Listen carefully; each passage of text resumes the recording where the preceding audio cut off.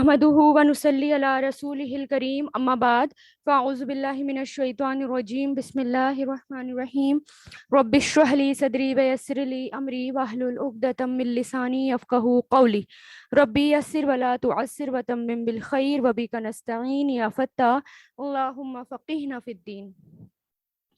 پارہ 8 سورۃ الانعام.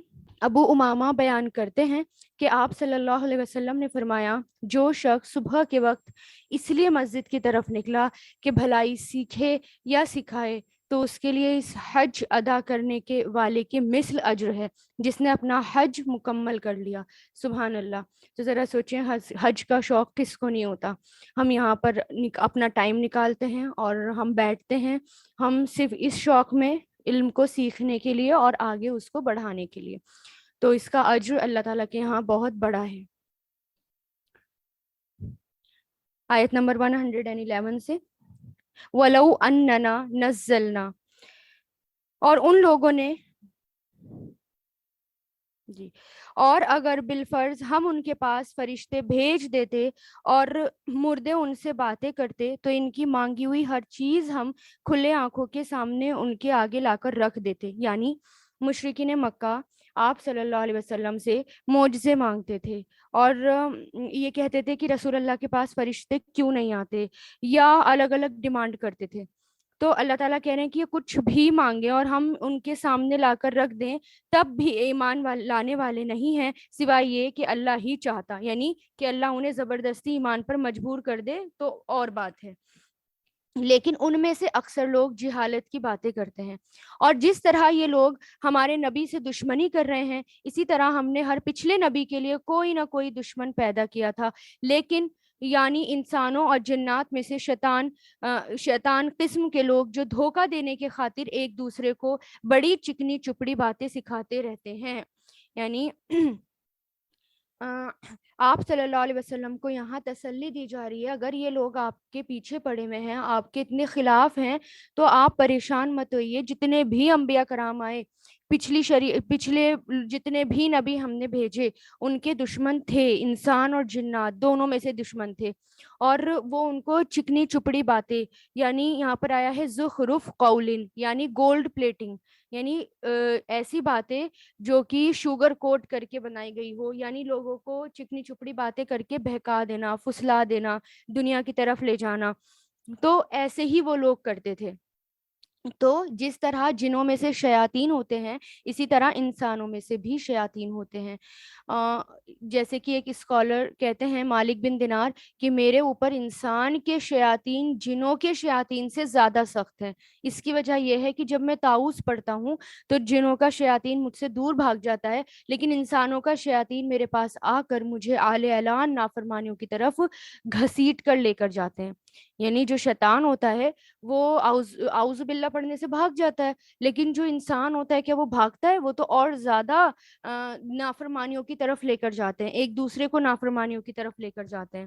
تو انسانوں میں سے بھی شیطان ہوتے ہیں جو اللہ تعالیٰ کے راستے سے دور کرتے ہیں، اور اگر اللہ چاہتا تو وہ ایسا نہ کر سکتے، لہٰذا ان کو اپنی گڑھی ہوئی باتوں میں پڑا رہنے دو. اور وہ انبیاء کے دشمن چکنی چپڑی باتیں اس لیے بناتے تھے تاکہ جو لوگ آخرت پر ایمان نہیں رکھتے ان کے دل ان کی باتوں کی طرف خوب اٹریکٹ ہو جائیں. یعنی آج بھی دیکھیں کہ اگر ہم قرآن سننے بیٹھے ہیں یا قرآن پڑھنے بیٹھے یا ہم حجاب کریں یا ہم روزے رکھیں تو بہت لوگ آ جاتے ہیں اس کے آگے کہ یہ کیا کر رہی ہو، یہاں پر نماز پڑھ رہی ہو، ہم تو باہر گھومنے آئے ہیں، سب تمہیں دیکھیں گے، تم یہاں پر نماز پڑھ رہی ہو، ہم نے تو نہیں دیکھا تمہیں، ہم نے تو کسی ایسے نہیں ایسے گھر جا کر پڑھ لینا، نمازیں جمع بھی ہو جاتی ہیں نا. اور کوئی نہ کوئی بہانے بنا دیتے ہیں. اور اسی طرح اچھا قرآن سن رہی ہو، قرآن پڑھ رہی ہو، یا اچھا اس کی کلاسز اٹینڈ کرنی ہے، پہلے جو ہے دنیا دیکھ لو، یہ تو بعد کی بات ہے، بعد بھی دیکھ لو، بعد میں دیکھا جائے گا. تو اس طرح کی اور نئی نئی باتیں کر کے کہ لوگ تمہیں آکورڈ کہیں گے، لوگ تمہیں ریلیجیس کہیں گے، اس کی طرف مت جاؤ. جبکہ قرآن جو ہے ہمیں اسمارٹ بناتا ہے، قرآن ہمیں ہماری پرسنالٹی ڈیولپ کرتا ہے، یہ بات ہمیں سمجھ نہیں آتی. اور جو چیزیں قرآن ہمیں سکھا رہا ہے، اللہ تعالیٰ ہمیں سکھا رہے ہیں، وہ دوسری قوموں نے ان چیزوں کو اپنا لیا اور وہ ڈیولپڈ ہو گئی، اور ہم نے چھوڑ دیا تو ہم جو ہیں ہو ہی نہیں پا رہے ڈیولپڈ. اور وہ ان میں مگن رہے. یعنی क्यों चिकनी चुपड़ी बातें करते हैं? ताकि अल्लाह ताला के रास्ते से दूर करे और वो इन्हीं में मगन रहे और सारी वो हरकतें करें वो जो वो करने वाले थे। ए पैगंबर, इन लोगों से कह दो, क्या मैं अल्लाह को छोड़कर किसी और को फसील बना दूं, यानी फैसला करने वाला बना दूं? हालांकि उसी ने तुम्हारी तरफ ये किताब नाजिल करके भेजी है जिसमें सारे मामलात की तफसील मौजूद है। यानी कुरान के अंदर हर चीज मौजूद है। इसलिए फैसला करना घर का बाहर का, हर जहां भी फैसला करना हो तो किसके थ्रू होना चाहिए? कुरान के थ्रू। और जिन लोगों को हमने पहले किताब दी थी वो यकीन से जानते हैं कि ये हमारे परवरदिगार की तरफ से हक लेकर नाजिल हुई है, लिहाजा तुम शक करने वालों में हरगिज भी शामिल ना हो। यानी इस कुरान को लेकर हमें शक नहीं करना, बल्कि जो हुक्म आ जाए उसको फौरन उस पर लब्बैक कहना और उस पर अमल करना। और तुम्हारे रब का कलाम सच्चाई और इंसाफ में मुकम्मल है, कामिल है। यानी ये पूरा कंप्लीट है सच्चाई और इंसाफ में, और उसकी बातों को कोई बदलने वाला नहीं। वो हर एक बात सुनता है और हर एक बात जानने वाला है। जब भी, यानी अल्लाह क्या कह रहे हैं यहाँ पर? हर चीज सुनने वाले हैं। अल्लाह अल्लाह हर बातों को सुनते हैं। और यहाँ पर अब क्या बता दिया? अगर आप हक इस बात में देखेंगे कि लोगों की अक्सरियत किस तरफ जा रही है, मेजॉरिटी किस तरफ जा रही है, तो उनका ट्रेंड क्या है, तो ये कोई दलील नहीं है। क्योंकि अक्सरियत यानी जो मेजॉरिटी है, जैसे कि आगे अल्लाह ताला बता रहे हैं, वो अपनी ख्वाहिशात के पीछे चलती है। लोग अपनी मर्जी के अकॉर्डिंग चलते हैं। लेकिन यहाँ पर हमें एक स्टैंडर्ड दे दिया कि हमें किसकी मर्जी पर चलना है? अल्लाह ताला की। और वो क्या? अगर तुम जमीन में बसने वालों की अक्सरियत के पीछे चलोगे, मेजॉरिटी के पीछे चलोगे, तो वो तुम्हें अल्लाह के रास्ते से गुमराह कर डालेंगे। तो अल्लाह ताला क्या कह रहे हैं? मेजॉरिटी के पीछे नहीं चलना कि लोग कहाँ जा रहे हैं। वो क्या कर देंगे? वो तुम्हें गुमराह कर देंगे। वो तो वहम और गुमान के सिवा किसी चीज के पीछे नहीं चलते, और उनका काम इसके सिवा कुछ नहीं कि वो ख्याली अंदाजे लगाते रहें। उनके पास कोई प्रूफ नहीं, सिर्फ वो अपनी खूबसूरत ख्यालात बस जो होते हैं, जो सिर्फ दुनिया के लिए होते हैं, उसी के पीछे लगे रहते हैं। हकीकत का इल्म अल्लाह ताला के पास है और कुरान और सुन्नत में है। यकीन रखो कि तुम्हारा रब खूब जानता है कि कौन अपने रास्ते से भटक रहा है, और वही उन लोगों को खूब जानता है जो सीधे रास्ते पर है। चुनांचे उस हलाल जानवर में से खाओ जिस पर अल्लाह का नाम लिया गया हो, वाकई अगर तुम उसकी आयतों पर ईमान रखते हो। यानी दोबारा ये हुक्म आ गया। पीछे उनका जिक्र था ना कि ख्याली अंदाजों में अपने दीन की बुनियाद रखे हैं, और ख्याली यानी अपनी तरफ से हलाल, यानी उसका एक नतीजा ये था कि जिस चीज को अल्लाह ताला ने हलाल कर दिया उसको ये हराम कहते थे, और जिस चीज को अल्लाह ताला ने हराम कर दिया उसको ये हलाल कहते थे। तो अल्लाह ताला क्या कह रहे हैं कि, और इसी तरह कुछ काफिरों ने मुसलमानों पर यह एतराज किए थे कि जिस जानवर को अल्लाह ताला कत्ल करें, यानी वो अपनी तबई मौत मरे, तो तुम उसको मुर्दार कह के हराम करते हो, और जो जानवर तुम खुद अपने हाथों से कत्ल करते हो वो हलाल। तो ये आयत ये कैसी है? तो इसके जवाब में आया, अल्लाह ताला कह रहे हैं जो पाकीज़ा चीजें अल्लाह ताला ने बता दी बस वो खाओ, और जिस पर अल्लाह अल्लाह ताला का नाम लिया गया हो। और शक में मत पड़ो। लोग तो शक में हमें वर्गलाते रहेंगे, लेकिन तुम्हें शक में, एतराज, लोगों के एतराज में वो क्या बातें कर रहे हैं नहीं जाना, बल्कि हलाल और पाकीज़ा चीजें खानी है।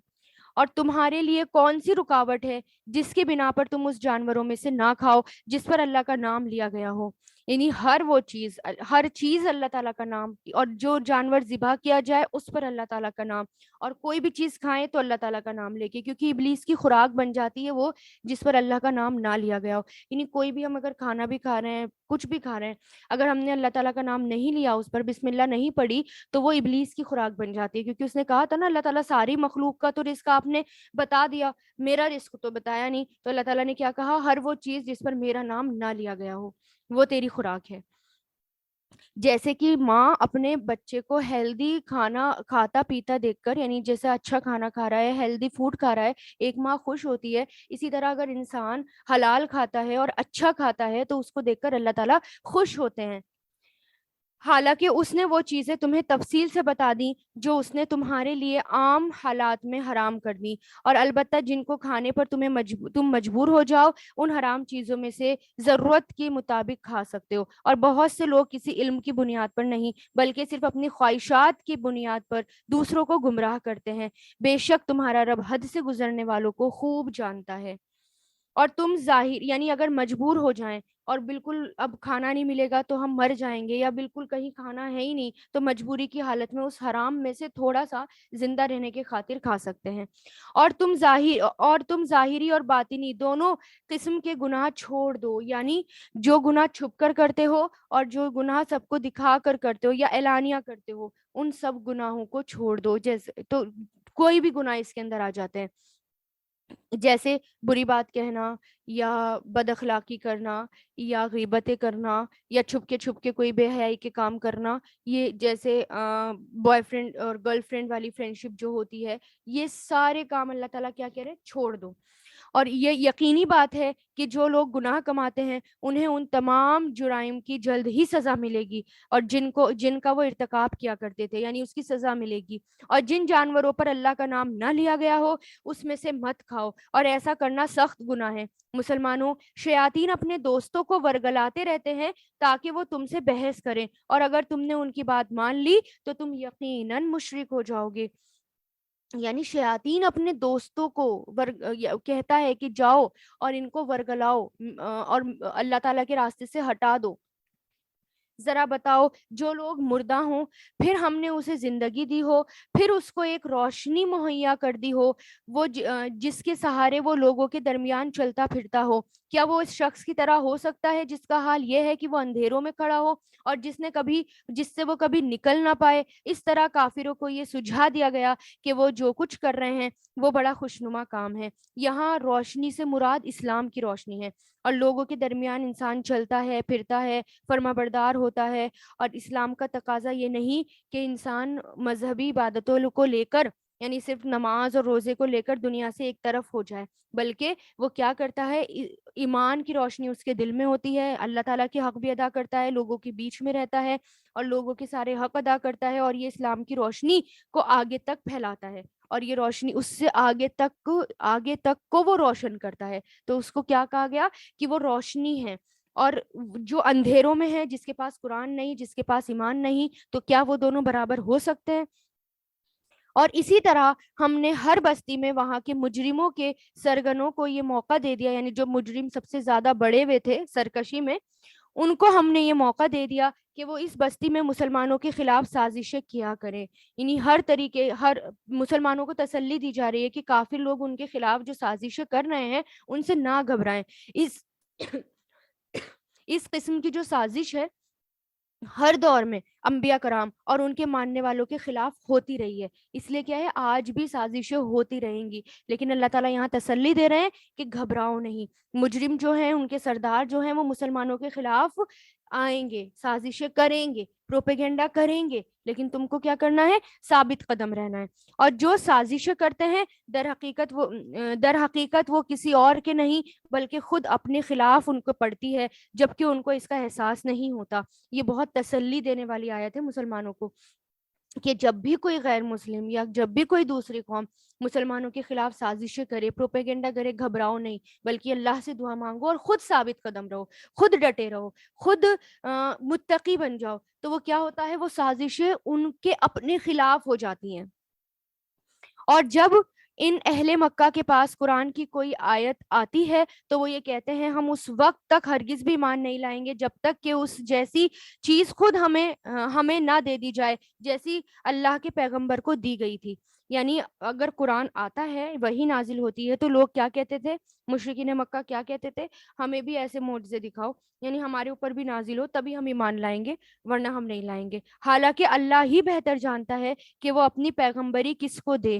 جن لوگوں نے اس قسم کی مجرمانہ باتیں کی ہیں ان کو اپنی مکاریوں کے بدلے میں اللہ کے پاس جا کر ذلت اور سخت عذاب ہوگا۔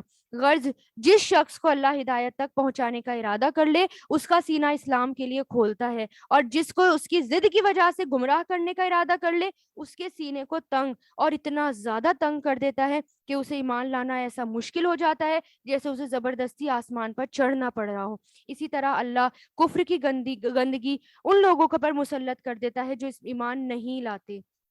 یعنی جن ہدایت جو ہوتی ہے نا، ہدایت کے بارے میں آتا ہے کہ ہدایت بڑی خوددار ہوتی ہے، ایک بار دل کے دروازے کھٹکھٹاتی ہے، 2 بار کھٹکھٹاتی ہے، 3 بار کھٹکھٹاتی ہے، پھر وہ چلی جاتی ہے. اس لیے جب ہدایت مل رہی ہو، ہمیں راستے مل رہے ہوں، اللہ تعالیٰ کی طرف اللہ تعالیٰ ہمیں اپنا راستہ دکھا رہے ہوں، تو اس کو لے لینا چاہیے اور اس پر چلنا چاہیے، اس پر عمل کرنا چاہیے. اور یہ اسلام تمہارے پروردگار کا بتایا ہوا سیدھا سیدھا راستہ ہے. اور جو لوگ نصیحت قبول کرتے ہیں ان کے لیے ہم نے اس راستے کی نشانیاں کھول کھول کر بیان کر دی ہیں. ان کے پروردگار کے پاس سکھ چین کا گھر ایسے ہی لوگوں کے لیے ہے، اور جو عمل وہ کرتے رہے ہیں ان کی وجہ سے وہ خود ان کا رکھوالا ہے. اور اس دن کا دھیان رکھو جس دن اللہ ان سب کو اکٹھا کرے گا اور شیاطین جنات سے کہے گا، اے جنات کے گروہ، تم نے انسانوں کو بہت بڑھ چڑھ کر گمراہ کیا. اور ان انسانوں میں سے جو ان کے دوست ہوں گے وہ کہیں گے، اے ہمارے پروردگار، ہم ایک دوسرے سے خوب مزے لیتے رہے اور اب اپنی اتمیات کو پہنچ گئے جو آپ نے ہمارے لیے مقرر کی ہے. یعنی یہ جو انسان تو شیطانوں سے مزے لیتے رہتے تھے کہ بہکاتے، یعنی شیطان بھی اور انسان بھی. جیسے کہ مشرکین مکہ بھی شیطانوں کی عبادت بھی کرتے تھے، اور شیطان بھی کیا کرتے ہیں کہ بہکاتے ہیں، وسوسے ڈالتے ہیں، اور یہ انسانوں سے مزے لیتے ہیں. اور وہ کیا کہہ رہے ہیں کہ ہم نے خوب مزے لے لیے تھے لیکن آج ہم اس مقرر وقت تک پہنچ گئے، یعنی قیامت تک کی پہنچ گئے. اللہ کہے گا، اب آگ تم سب کا ٹھکانہ ہے جس میں تم ہمیشہ رہو گے، سوائے یہ کہ اللہ کچھ اور چاہے. یقین رکھو تمہارے پروردگار کی حکمت بھی کامل ہے اور علم بھی، یعنی اللہ تعالیٰ زبردست علم والے ہیں. اور اسی طرح ہم ظالموں کو ان کے کمائے ہوئے اعمال کی وجہ سے ایک دوسرے پر مسلط کر دیتے ہیں. یعنی ایک تو یہاں پر جس طرح ان کافروں پر ان کی ضد اور ہٹ دھرمی کی وجہ سے اللہ تعالیٰ نے شیطان کو ان کے اوپر مسلط کر دیا تھا، وہ ان کو بہکاتے رہتے تھے اور مستقل بہکاتے رہتے تھے. اسی طرح ایک حدیث میں آتا ہے ابن کثیر کی، جب کوئی شخص کسی ظالم کے ظلم میں، یعنی اگر کسی ظالم کے ظلم میں اس کی مدد کرتا ہے تو اللہ تعالیٰ خود اسی ظالم کو مدد کرنے والے پر مسلط کر دیتا ہے. تو اس لیے اگر ظلم کرتے ہیں انسان ایک دوسرے پر، اللہ تعالیٰ کے احکام چھوڑ دیتے ہیں، تو اللہ تعالیٰ ان کے اوپر ظالم لوگ مقرر کر دیتے ہیں. اور اے جنات اور انسانوں کے گروہ، کیا تمہارے پاس خود تم میں سے وہ پیغمبر نہیں آئے تھے جو تمہیں میری آیتیں پڑھ کر سناتے اور تم ان کو اسی دن کا سامنا کرنے سے تم کو خبردار کرتے تھے؟ لو آج تمہارے سامنے یہ دن ہے. اور وہ کہیں گے، آج ہم نے خود اپنے خلاف گواہی دے دی کہ واقعی ہمارے پاس پیغمبر آئے تھے اور ہم نے انہیں جھٹلایا تھا، اور در حقیقت ان کو دنیاوی زندگی نے دھوکے میں ڈال دیا تھا اور اب انہوں نے خود اپنے خلاف گواہی دے دی کہ وہ کافر تھے. یہ پیغمبر بھیجنے کا سارا سلسلہ اس لیے تھا کہ تمہارے پروردگار کو یہ گوارا نہیں تھا کہ وہ بستیوں کو کسی زیادتی کی وجہ سے اسی حالت میں ہلاک کر دے کہ اس کے لوگ بے خبر ہو جائیں. یعنی اللہ تعالیٰ پیغمبر بھیجتے ہیں تاکہ لوگ ہدایت پر آ جائیں، اور جب لوگ بے خبر ہوں تو ایسا نہیں کہ اللہ تعالیٰ پیغمبر نہ بھیجے. اللہ تعالیٰ پیغمبر بھیجتے ہیں، ہدایت کا سامان بھیجتے ہیں، اور پھر اس کے بعد جب لوگ نہیں مانتے تب عذاب آتا ہے اللہ تعالیٰ کا. اور ہر قسم کے لوگوں کو مختلف درجات ان اعمال کے حساب سے ملتے ہیں جو انہوں نے کیے ہوتے ہیں، اور جو اعمال بھی وہ کرتے ہیں تمہارا پروردگار ان سے غافل نہیں، اور تمہارا پروردگار ایسا بے نیاز ہے جو رحمت والا ہے. اور اگر وہ چاہے تو تم سب کو دنیا سے اٹھا لے اور تمہارے بعد کسی اور قوم کو تمہاری جگہ لے آئے، جیسے اس نے تم کو کچھ اور لوگوں کی نسل سے پیدا کیا تھا. یعنی اگر ہم نہیں مانیں گے اللہ کی باتیں، اللہ کے احکام، تو اللہ تعالیٰ کیا کہہ رہے ہیں، اللہ تعالیٰ تمہاری جگہ دوسرے لوگ لے آئیں گے جیسے کہ تم ان کی جگہ آ گئے تھے. بنی اسرائیل اپنی ذمہ داریاں بھلا دیا تھے، ان سب نے اپنی ذمہ داریاں بھلا دی، تو رات چھوڑ دی، اللہ تعالیٰ کی کتاب پر عمل کرنا چھوڑ دیا، اسے پیٹ پیچھے ڈال دیا، تو اللہ تعالیٰ نے ان سے ذمہ داری لے لی اور دوسری قوم کو بھیج دیا. اسی طرح اگر ہم نہیں ذمہ داری اٹھائیں گے تو اللہ تعالیٰ ہماری جگہ دوسرے لوگ لے آئیں گے. یقین رکھو جس چیز کا تم سے وعدہ کیا جا رہا ہے اس کو آنا ہی ہے، اور تم اللہ کو عاجز نہیں کر سکتے، بے بس نہیں کر سکتے. اے پیغمبر ان لوگوں سے کہو کہ اے میری قوم، تم اپنی جگہ اپنے طریقے کے مطابق عمل کرتے رہو، میں اپنے طریقے کے مطابق عمل کر رہا ہوں. پھر جلد ہی تمہیں معلوم ہو جائے گا کہ اس دنیا کا انجام کس کے حق میں نکلتا ہے۔ یہ حقیقت اپنی جگہ ہے کہ ظالم لوگ کامیاب نہیں ہوتے، اور اللہ نے جو کھیتیاں اور چوپائے پیدا کیے ہیں، ان لوگوں نے ان میں سے اللہ کا بس ایک حصہ مقرر کیا، چنانچہ خود یوں کہتے ہیں کہ یہ حصہ تو اللہ کا ہے، اور یہ ہمارے ان معبودوں کا ہے جن کو ہم خدائی میں ہم نے اللہ کا شریک ہم مانتے ہیں۔ پھر جو حصہ ان کے شریکوں کا ہوتا ہے وہ تو کبھی اللہ کے پاس نہیں پہنچتا، اور جو حصہ اللہ کا ہوتا ہے وہ ان کے گڑھے ہوئے معبودوں کو پہنچ جاتا ہے۔ ایسی بری بری باتیں ہیں جو جو انہوں نے طے کر رکھی ہوتی ہیں۔ یعنی یہ جو کھیتیاں ہوتی ہیں، چوپائے ہوتے ہیں، جب کھیتی کا کٹنے کا وقت آتا تھا تو یہ لوگ کیا کرتے تھے، حصے مقرر کر دیتے تھے کہ یہ اللہ کا حصہ ہے اور یہ جو ہے ہمارے بتوں کا حصہ ہے۔ اور پھر بتوں کے آگے جو حصہ ہوتا تھا وہ ان کے جو جیسے پنڈت ٹائپ لوگ ہوتے ہیں نا، وہ لے جاتے تھے، بڑے بڑے لوگ۔ اور جو اللہ کا حصہ ہوتا تھا وہ کہتے تھے اللہ تعالیٰ کو ضرورت کیا ہے، وہ بھی بتوں کے سامنے رکھ دیتے تھے۔ اسی طرح بہت سے مشرکوں کو ان کے شریکوں نے یہ سجھا رکھا تھا کہ اپنی اولاد کو قتل کرنا بڑا اچھا کام ہے، تاکہ وہ ان مشرکوں کو بالکل تباہ کر ڈالیں اور ان کے لیے ان کے دین کے معاملے میں مغالطے پیدا کر دیں، یعنی ڈاؤٹ پیدا کر دیں۔ وہ کیسے اپنی اولاد کو قتل کرتے تھے؟ جیسے بیٹی ہو جاتی تھی تو بیٹی ہو جاتی تھی تو شرمندگی محسوس ہوتی تھی، اور پھر اس کو زندہ دفن کر دیتے تھے۔ اور بعض لوگ داماد رکھنا اچھا نہیں سمجھتے تھے، اس لیے بیٹی کو جو ہے وہ زندہ دبا دیا کرتے تھے۔ اور کچھ کچھ ایسی بھی رسمیں ہوتی تھی ان کے یہاں، یہ بھی نظر مان لیتے تھے کہ اگر ہمارا جو 10واں بچہ ہوگا نا، اسے ہم اللہ اور بت کے نام پر بتوں کے نام پر ذبح کر دیں گے۔ اس کے علاوہ یہ بھی کرتے تھے کچھ لوگ کہ اگر ہمارا پہلا بچہ ہوگا اس کو وہ بال نامی بت کے نام پر ذبح کرتے تھے کہ وہ جو ہے ہمارے بت خوش ہو جائیں گے اس سے۔ تو یہ سب وہ کام کرتے تھے، اور اللہ تعالیٰ کہہ رہے ہیں یہ تو شیطان نے سجھا رکھے تھے انہیں اور اگر اللہ چاہتا تو وہ ایسا نہیں کر سکتے تھے، لہٰذا ان کو اپنی ان گڑی ہوئی باتوں میں پڑا رہنے دو، اور یوں یہ کہتے ہیں کہ ان چوپائے اور کھیتی پر پابندی لگی ہوئی ہے۔ ان کا یہ گمان ہے کہ ان کے سوا ان لوگوں سے کہ کوئی نہیں ان کو کھا سکتا جنہیں ہم کھلانا چاہیں۔ یعنی وہ یہ کہتے تھے کہ اپنے من گھڑت معبودوں کے آگے جو ہے کچھ خاص کھیتی اور مویشی وہ ان کے نام پر رکھ دیتے تھے، اور کہتے تھے کہ یہ صرف وہی کھا سکتے ہیں جن کو ہم کھلانا چاہیں۔ تو یہ اپنے اپنے طریقے انہوں نے بنا رکھے تھے، اپنا دین انہوں نے بنا رکھا تھا، اپنا دین انہوں نے گڑھ رکھا تھا۔ اور کچھ چوپائے ایسے ہیں جن کی پشت حرام کر دی گئی تھی، یعنی پیٹھ ان کی، اور کچھ چوپائے وہ ہیں جن کے بارے میں اللہ پر یہ بہتان باندھتے ہیں کہ ان پر اللہ کا نام نہیں لیتے۔ یہ جو افطرا بازی یعنی یہ جو گڑی ہوئی باتیں ہیں یہ لوگ کر رہے ہیں، اللہ انہیں جلد ہی اس کا پورا پورا بدلہ دے گا۔ نیز وہ کہتے تھے کہ ان خاص چوپایوں کے پیٹ میں جو بچے ہیں وہ صرف ہمارے مردوں کے لیے ہیں اور ہماری عورتوں کے لیے حرام ہیں، اور اگر وہ بچہ مردہ پیدا ہوتا تو اس سے فائدہ اٹھانے میں سب یعنی مرد اور عورت شریک ہو جاتے۔ یعنی کتنی زیادہ انہوں نے حق تلفی بھی کر رکھی تھی کہ اگر بچہ زندہ پیدا ہو جائے تو صرف مرد ہی کھا سکتے تھے، اور عورتوں کے لیے وہ حرام تھا، اور اگر مردہ ہوتا تھا تو پھر اس میں دونوں شریک ہوتے تھے۔ اور جو یہ باتیں بنا رہے ہیں اللہ انہیں اس کا پورا پورا بدلہ دے گا، یقیناً وہ حکمت کا بھی مالک ہے اور علم کا بھی۔ حقیقت یہ ہے کہ وہ لوگ بڑے خسارے میں ہیں، بڑے نقصان میں ہیں جنہوں نے اپنی اولاد کو کسی علمی وجہ کے بغیر محض حماقت سے قتل کر دیا۔ جیسے کہ میں نے ابھی بتایا نا، حماقت سے قتل کرتے تھے کہ اگر پہلا بچہ ہوگا اللہ کے نام پر قتل کر دیں گے، اپنے بتوں کے نام پر، بال نامی بتوں کے نام پر۔ اور اللہ نے جو رزق ان کو دیا ہے اسے اللہ پر بہتان باندھ کر حرام کر لیا، یعنی حرام اور حلال اللہ تعالیٰ نے ہمیں نہیں دے رکھا اس کا ہولڈ، اس کا حلال اور حرام ہم نہیں کر سکتے، صرف اللہ تعالیٰ کر سکتے ہیں۔ اور انہوں نے کیا کرا، اپنی مرضی سے حلال اور اپنی مرضی سے حرام کر دیا۔ وہ بڑی، اور جو کوئی ایسا کرتا ہے وہ اللہ تعالیٰ کے بارے میں جھوٹا بہتان یعنی اللہ تعالیٰ کے بارے میں وہ جھوٹ گڑتا ہے، وہ بری طرح گمراہ ہو گئے ہیں، یعنی جو ایسی باتیں کرتے ہیں وہ بری طرح گمراہ ہو گئے اور کبھی ہدایت پر نہیں آئیں گے۔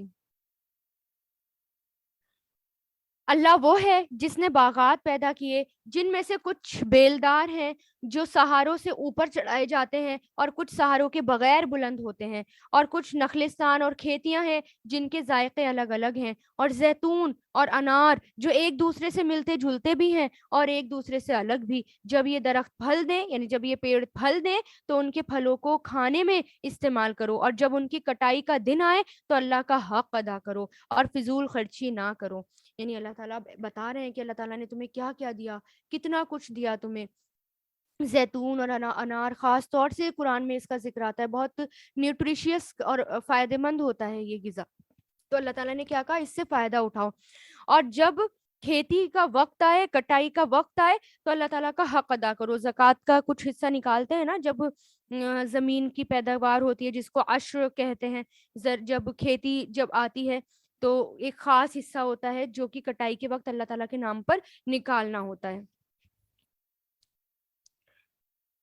اور فضول خرچی نہ کرو، یعنی ایسا حد سے، یعنی یہاں پر کیا ہے کہ اسراف مت کرو، ولا تسرفو، حد سے نہ بڑھو کہ اللہ تعالیٰ کو نہ دو، کسی اور کو دے دو، اپنے ہی اوپر خرچ کر لو۔ لالچ، اتنا لالچ، اسراف کیا ہے؟ ایسی جگہ خرچ کرنا جس سے اللہ تعالیٰ ناراض ہو، مثلاً قیمتی لباس بنا لینا کہ حقداروں کا حق ہی بھول جائیں، اور سارا مال اپنے ہی اوپر خرچ کر ڈالا، ہے نا۔ ایک شادی کے دن لاکھوں کا جوڑا بنا کر سارا مال اپنے اوپر خرچ کرنا، یہ بدترین قسم کا اسراف ہوتا ہے۔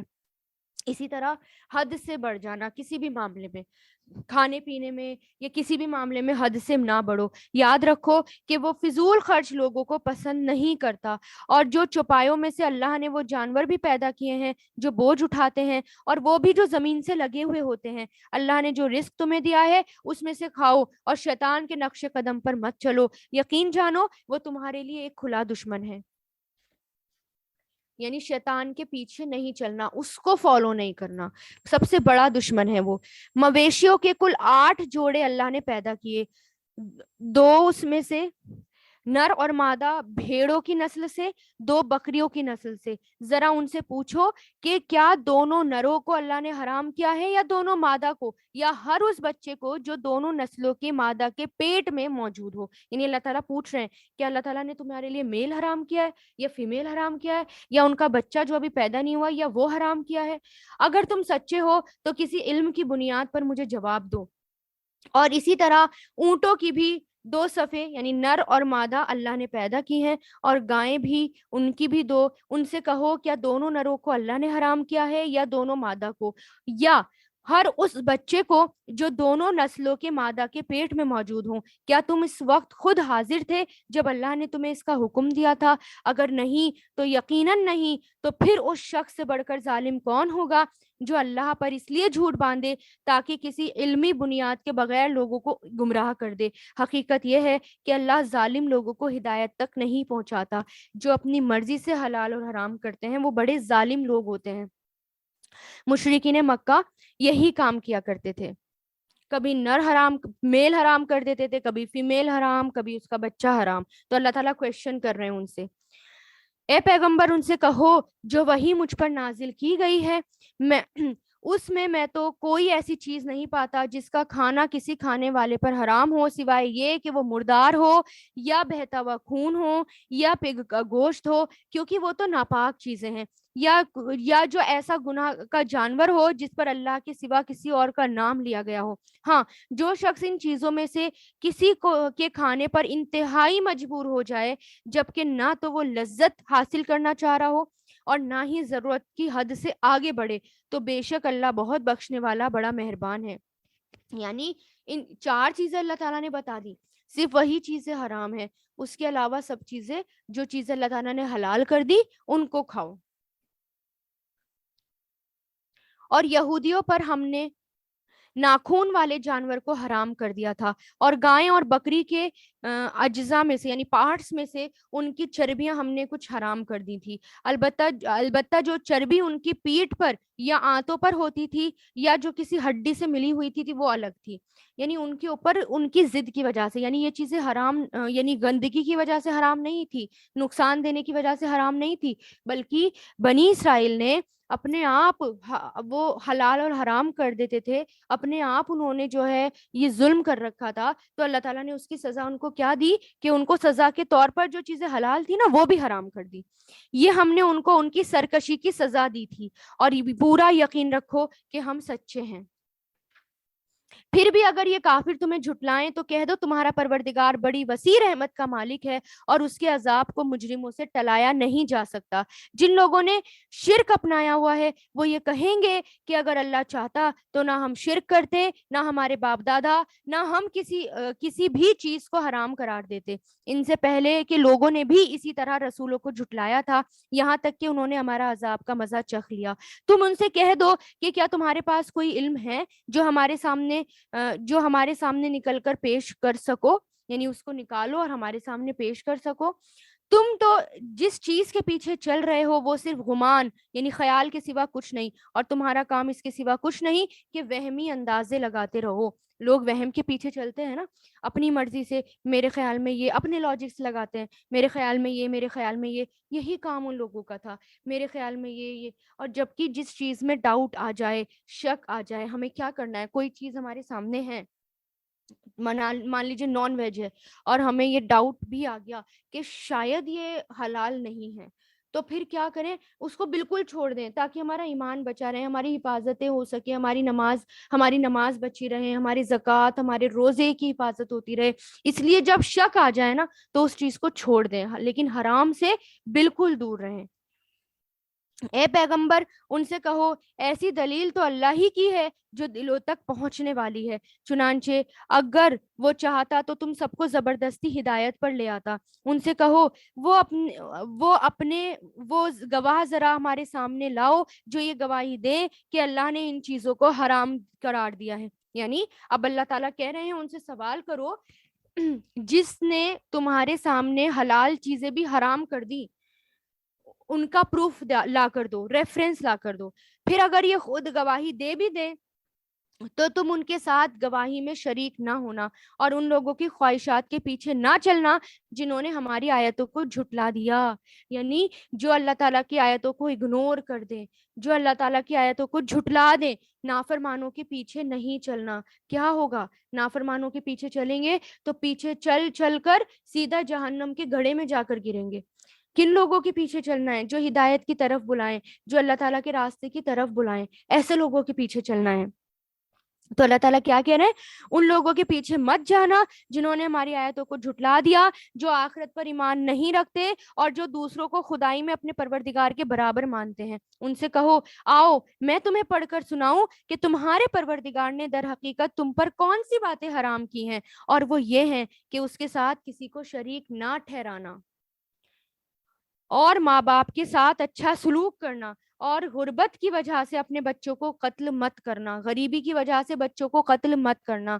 ہم تمہیں بھی رزق دیں گے اور ان کو بھی رزق دیں گے، اور بے حیائی کے کاموں کے پاس بھی نہ پھٹکنا، چاہے وہ بے حیائی کھلی ہوئی ہو یا چھپی ہوئی ہو. اور جس چیز کو اللہ نے حرمت عطا کی ہو اسے کسی برحق وجہ سے قتل مت کرنا، یعنی جس جان کو اللہ تعالیٰ نے حلال کیا ہو اس کو قتل مت کرنا.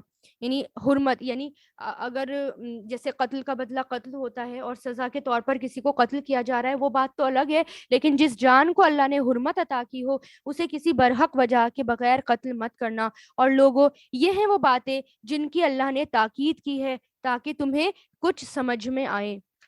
بڑی عجیب سی ان آیتوں میں دیکھیں ذرا، یہ جو آیت ہے آیت نمبر 151، اس کے اندر ایک خاص بات ہے، اور وہ یہ کہ اللہ تعالیٰ نے ڈونٹس بتا دیے، ڈو اور ڈونٹس سب بتا دیے کہ کیا نہیں کرنا، کیا نہیں کرنا. کہ اللہ تعالیٰ کے ساتھ شرک نہیں کرنا، اور غربت کی وجہ سے اولاد کو قتل نہیں کرنا، اور بے حیائی کے کاموں کے آگے بھی نہیں پھٹکنا، اور کسی جان کا قتل نہیں کرنا. لیکن ایک ڈو بتا دیا کہ ماں باپ کے ساتھ اچھا سلوک کرنا. اس کا مطلب کیا ہے؟ مفسرین کہتے ہیں، اسکالرز کہتے ہیں کہ یعنی والدین کے ساتھ احسان سے کم بھی کچھ مت کرنا. اگر یہ یعنی احسان سے کم کرو گے تو وہ گناہ ہوگا. تو احسان سے کم بھی ان کے ساتھ مت کرنا. تو اتنا بڑا درجہ آیا ہے والدین کا کہ اللہ تعالیٰ نے یہاں پر ڈونٹس بتا دیے لیکن ڈو بتا دیا کہ والدین کے ساتھ احسان کرنا، احسان سے کم کچھ مت کرنا. وہ تم پر حرام ہے، جو احسان سے کم کرو گے نا وہ تم پر حرام ہے. والدین کچھ بھی بات کہیں اس کو سن لیجئے، کوئی بھی اور اگر کچھ جو بھی حکم دے اس کو فوراً کر ڈالیں، لیکن اللہ تعالیٰ کی نافرمانیوں کا حکم دے وہ نہیں کرنا، کیونکہ پھر وہ اللہ تعالیٰ سے بڑے نہیں ہیں. لیکن والدین کا درجہ بہت بڑا رکھا گیا ہے. اس کے بارے میں کیا آتا ہے، اگر جس نے والدین کو خوش کر دیا اس نے اللہ تعالیٰ کو خوش کر دیا. لیکن آج ہم کیا کرتے ہیں، ہمارے پیرنٹس ہمیں پالتے ہیں اور ہمیں جو ہے بہت محنتیں کرتے ہیں ہمارے اوپر، ہمیں جو ہے ساری ساری رات جاگ کر یعنی اتنی محنت کرتے ہیں، پوری زندگی صرف ہمارے لیے لگا دیتے ہیں، اور ہم بڑے ہو کر بچے ان کو برا بھلا کہنا شروع کر دیتے ہیں. ہر گھر میں یہ ملتا ہے کہ ہمارے ماں باپ تو ایسا کرتے ہیں، ممی پاپا کو تو یہی کام ہے، ہماری ممی تو یہی کرتی رہتی ہے، ہمارے پاپا تو یہی کرتے رہتے ہیں، ان کا تو یہی کام ہے، ان کو تو غصہ ہی آتا رہتا ہے ہر وقت، ان کا تو یہی کام رہ گیا. کس قدر گناہ کے الفاظ ہے جو ہم نکال رہے ہیں، یعنی اس سارے احسان بھلا دیے ایک ہی جھٹکے میں. اور جب وقت آیا بڑھاپے میں ان کو سنبھالنے کا تو ہم ان کو سنبھال نہیں پا رہے ہیں. بڑھاپے میں وقت آیا کہ ہم ان کے لیے کچھ کریں تو ہم کچھ کر نہیں پا رہے. جبکہ حدیث میں آتا ہے نا کہ حدیث کا مفہوم آتا ہے کہ رسول اللہ سے ایک شخص نے پوچھا کہ میں نے اپنے والدہ کو کندھے پہ بیٹھ کر حج کرایا، کیا میں نے ان کا حق ادا کر دیا؟ تو رسول اللہ نے کہا کہ تم نے ان کے ایک درد کا بھی حق ادا نہیں کرا، یعنی پوری زندگی ہم ان کے ایک لیبر کا بھی حق ادا نہیں کر پائیں گے. تو اس لیے ان کے ساتھ احسان سے کم بھی مت کرنا. اور یتیم جب تک پختگی کی عمر کو نہ پہنچ جائیں، جوان نہ ہو جائیں، اس وقت تک ان کے مال کے قریب بھی مت جانا، مگر ایسے طریقے سے جو اس کے حق میں بہتر ہو، اور ناپ تول پورا پورا کیا کرو. البتہ اللہ کسی بھی شخص کو اس کی طاقت سے زیادہ تکلیف نہیں دیتا. اور جب کوئی بات کہو تو انصاف سے کام لو چاہے معاملہ اپنے قریبی رشتہ دار کا ہی کیوں نہ ہو، اور اللہ کے عہد کو پورا کرو. یہ باتیں ہیں جن کی اللہ تعالیٰ نے تاکید کر دی تاکہ تم نصیحت قبول کرو. ہر معاملے میں ناپ تول سے کام لینا، حقوق ادا کرنے ہوں، کسی کو کچھ دینا ہو، ناپ تول اور انصاف سے کام لینا، اور باتیں بھی انصاف سے بولنا، ایسی نہ بولنا کہ جو بے انصافی والی باتیں ہوں. اور اے پیغمبر ان سے یہ بھی کہو کہ یہ میرا سیدھا سیدھا راستہ ہے، لہٰذا اس کے پیچھے چلو اور دوسروں کے راستے کے پیچھے مت چلو، ورنہ یہ تمہیں اللہ کے راستے سے الگ کر دیں گے. لوگوں یہ باتیں ہیں جن کی اللہ نے تاکید کی ہے تاکہ تم متقی بن جاؤ. پھر ہم نے موسیٰ علیہ السلام کو کتاب عطا کی تھی جس کا مقصد یہ تھا کہ نیک لوگوں پر اللہ کی نعمت پوری ہو اور ہر چیز کی تفصیل ایکسپلینیشن بیان کر دی، اور لوگوں کے لیے رہنمائی اور رحمت کا سبب بنے تاکہ وہ آخرت میں اپنے پروردگار سے جا ملنے پر ایمان لے آئیں. اور اسی طرح یہ برکت والی کتاب ہے جو ہم نے نازل کی ہے، یعنی یہ قرآن جیسے کہ بنی اسرائیل پر نازل ہوا، اللہ تعالیٰ نے ہمارے رسول اللہ پر نازل کیا، ہمارے لیے نازل کیا. اور یہ کیا ہے، یہ برکت ہی برکت ہے اس کے اندر، رحمت ہی رحمت ہے اس کے اندر. لہٰذا اس کی پیروی کرو، اس کو فالو کرو اور تقوی اختیار کرو تاکہ تم پر رحمت ہو جائے. اتباع کرنا کیا ہوتا ہے، اس کے پیچھے چلنا کیا ہوتا ہے. مان لیجیے ایک باپ ریت پر چلتا ہے اور چھوٹا سا بچہ ہے پیچھے، اس کا 2-3 سال کا بچہ ہے، اور وہ وہیں پر اپنے قدم رکھتا ہے جہاں پر اس کے فادر نے قدم رکھے ہوتے ہیں، اسی جگہ پر ان کے جو ہے اس کے جو ہے پھر چھوٹے سے نشان قدم نظر آتے ہیں. ایسے ہی قرآن جو کہہ رہا ہے اس کو فالو کریں. رسول اللہ نے جہاں جہاں قدم رکھے، جیسے جیسے رسول اللہ نے زندگی جی، ہمیں ویسے ہی کرنا ہے. یہ کتاب ہم نے اس لیے نازل کی کہ کبھی تم یہ نہ کہنے لگو کہ کتاب تو ہم سے پہلے 2 گروہ یہود اور نصارہ پر بھی نازل کی گئی تھی، اور جو کچھ وہ پڑھتے پڑھاتے تھے ہم تو اس سے بالکل بے خبر تھے. یا یہ کہو کہ اگر ہم لوگوں پر کتاب نازل ہو جاتی تو ہم ان یہودی اور عیسائیوں سے زیادہ ہدایت پر ہوتے. لو پھر تمہارے پاس تمہارے پروردگار کی طرف سے ایک روشن دلیل اور ہدایت اور رحمت کا سامان آ گیا. اب اس سے بڑھ کر ظالم کون ہوگا جو اللہ تعالیٰ کی آیتوں کو جھٹلائے اور اس سے منہ موڑ دے. سب سے بڑا ظالم کون ہے؟ جو اللہ تعالیٰ کی آیتوں کو جھٹلا دے اور اس سے منہ موڑ دے، قرآن جو کہہ رہا ہے اس پر عمل کر دے. لیکن ہم کیا ہیں، ہمیں پتہ ہی نہیں نا قرآن کیا کہہ رہا ہے. میجورٹی کو نہیں پتا ہوتا. لوگوں کو بتانا ہے کہ دیکھو قرآن کیا کہہ رہا ہے، کتنی بڑی بات ہے قرآن میں کہ جو اللہ کی آیتوں کو جھٹلا دے یا منہ موڑ دے وہ ظالم ہے. اور جو لوگ ہماری آیتوں سے منہ موڑتے ہیں ان کو ہم بہت برا عذاب دیں گے، کیونکہ وہ برابر منہ موڑتے ہی رہیں۔ یہ ایمان لانے کے لیے اس کے سوا کس بات کا انتظار کر رہے ہیں کہ ان کے پاس فرشتے آ جائیں، یا تمہارا پروردگار خود آ جائے، یا تمہارے پروردگار کی نشانیاں آ جائیں؟ حالانکہ جس دن تمہارے پروردگار کی کوئی نشانی آ گئی، اس دن کسی ایسے شخص کا ایمان لانا اس کے لیے فائدہ نہیں دے گا جو پہلے ایمان نہ لایا ہو، یا جس نے اپنے ایمان کے ساتھ کسی نیک عمل کی کمائی نہ کی ہو۔ سمجھ کے کتنی بڑی بات ہے نا یہ، کہ مشرکین مکہ کہتے تھے کہ ہمیں کوئی معجزہ دکھاؤ ہم تبھی ایمان لائیں گے، کوئی نشانی دکھاؤ ہم تبھی ایمان لائیں گے۔ تو اللہ تعالیٰ کیا کہہ رہے ہیں؟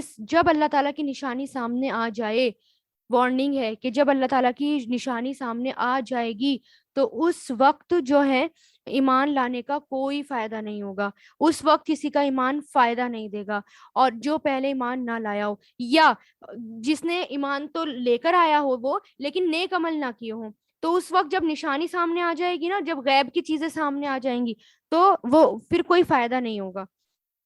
جیسے کہ مرتے وقت موت کے فرشتے نظر آ گئے، اس وقت ہم کیا نیکی کا کام کر لیں گے؟ کچھ بھی پھر فائدہ نہیں دے گا۔ لہٰذا ان لوگوں سے کہہ دو اچھا انتظار کرو، ہم بھی انتظار کر رہے ہیں۔ اے پیغمبر یقین جانو جن چیزوں نے اپنے دین میں تفرقہ پیدا کر دیا، فرقوں میں بٹ گئے اور گروہوں میں بٹ گئے، ان سے تمہارا کوئی تعلق نہیں۔ کتنی بڑی بات اللہ تعالیٰ رسول اللہ سے کہہ رہے ہیں، جن لوگوں نے اپنے آپ کو شیعہ بتا دیا، سنی بتا دیا، اہل حدیث بتا دیا، اتنے سارے نام، یعنی فرقوں میں بٹ گئے، جتنے بھی فرقے ہیں سب کی بات ہو رہی ہے، فرقوں میں بٹ گئے، ان سے کوئی تعلق نہیں آپ کا، آپ ان سے الگ ہیں۔ تو اس لیے اگر پوری دنیا ایک طرف چل رہی ہو نا، فرقے کی طرف، تو وہ غلط راستے کی طرف ہے، چاہے ہم اکیلے ہوں ان کے پیچھے نہیں چلنا، کیونکہ رسول اللہ کا ان لوگوں سے کوئی تعلق نہیں، ان کا معاملہ تو بس اللہ کے حوالے ہے۔ اس لیے صرف اور صرف اپنے آپ کو مسلمان کہنا ہے، اس کے علاوہ کچھ بھی نہیں، کچھ اور نام لگانا ہی نہیں ہے، صرف مسلمان، بایو ڈیٹا دینا ہے صرف مسلمان، اور دوسرے کے لیے یہ جاننا کافی ہے کہ وہ مسلمان ہو۔ شادی وغیرہ ہم کر رہے ہیں، ہم کسی کے رشتے تلاش کر رہے ہیں، تو ہم سب سے پہلے دیکھتے ہیں سنی ہے یا شیعہ ہے، کیا ہے؟ نہیں، صرف مسلمان بس کرائٹیریا ہونا چاہیے، فرقوں سے ہٹ جائیں۔ پھر وہ انہیں بتائے گا کہ وہ کیا کر رہے ہیں، اور جو شخص کوئی نیکی لے کر آئے گا اس کے لیے اس جیسی 10 نیکیوں کا ثواب ہے، اور جو کوئی بدی لے کر آئے گا تو اس کو صرف اسی ایک بدی کی سزا دی جائے گی، اور ان پر کوئی ظلم نہیں ہوگا۔ اور اے پیغمبر کہہ دو کہ میرے پروردگار نے مجھے ایک سیدھے سیدھے راستے پر لگا دیا، جو بالکل ٹیڑھے سے یعنی کجی سے پاک دین ہے، ابراہیم کا دین، جنہوں نے پوری طرح یکسو ہو کر اپنا رخ صرف اللہ کی طرف کیا ہوا تھا، وہ شرک کرنے والوں میں سے نہیں تھے۔ کہہ دو بے شک میری نماز، میری عبادت، میرا جینا، میرا مرنا سب اللہ کے لیے ہے، جو تمام جہانوں کا پروردگار ہے، اس کا کوئی شریک نہیں۔ اب اللہ تعالیٰ کیا کہہ رہے ہیں؟ میرا جینا، ان لوگوں سے کہہ دو ہمارا جینا، ہمارا مرنا، ہماری نماز، سب کچھ کس کے لیے ہونا چاہیے؟ اللہ تعالیٰ کے لیے۔ اسکالرس کہتے ہیں، وہ آیا تھا نا ادخلوا فی السلم کافہ، کہ اسلام میں پورے کے پورے داخل ہو جاؤ۔ اسکالرس کہتے ہیں اس کی تفسیر یہ ہے کہ میری نماز، میری عبادت، میرا جینا، میرا مرنا سب کس کے لیے ہو؟ للہ، اللہ کے لیے ہو۔ جسمانی عبادت جیسے کہ قربانی آ جاتی ہے، میری نماز جیسے صلاتی، جو بھی جسمانی ہم کام کر رہے ہیں، جو بھی ہمارے پاس صلاحیتیں ہیں، اسکلس ہیں، وہ سب کس کے لیے ہوں؟ اللہ کے لیے۔ میری قربانی جیسے کہ مان لیجئے میری عزت کی قربانی ہو رہی ہے، میں اللہ کے راستے میں جا رہی ہوں، لوگ مجھے بے عزت کر رہے ہیں، یا پھر میری جان کی قربانی ہو رہی ہے، میرے مال کی قربانی ہو رہی ہے، میرے ٹائم کی قربانی ہو رہی ہے، میں سونے کو قربان کرتی ہوں، مطلب اپنا سونا اپنا سلیپنگ ٹائم میں جو ہے اللہ کے کاموں میں لگاتی ہوں، جو میں قربان کر رہی ہوں وہ کس کے لیے ہو؟ اللہ تعالیٰ کے لیے ہو، اور اس کے ساتھ کوئی شریک نہیں۔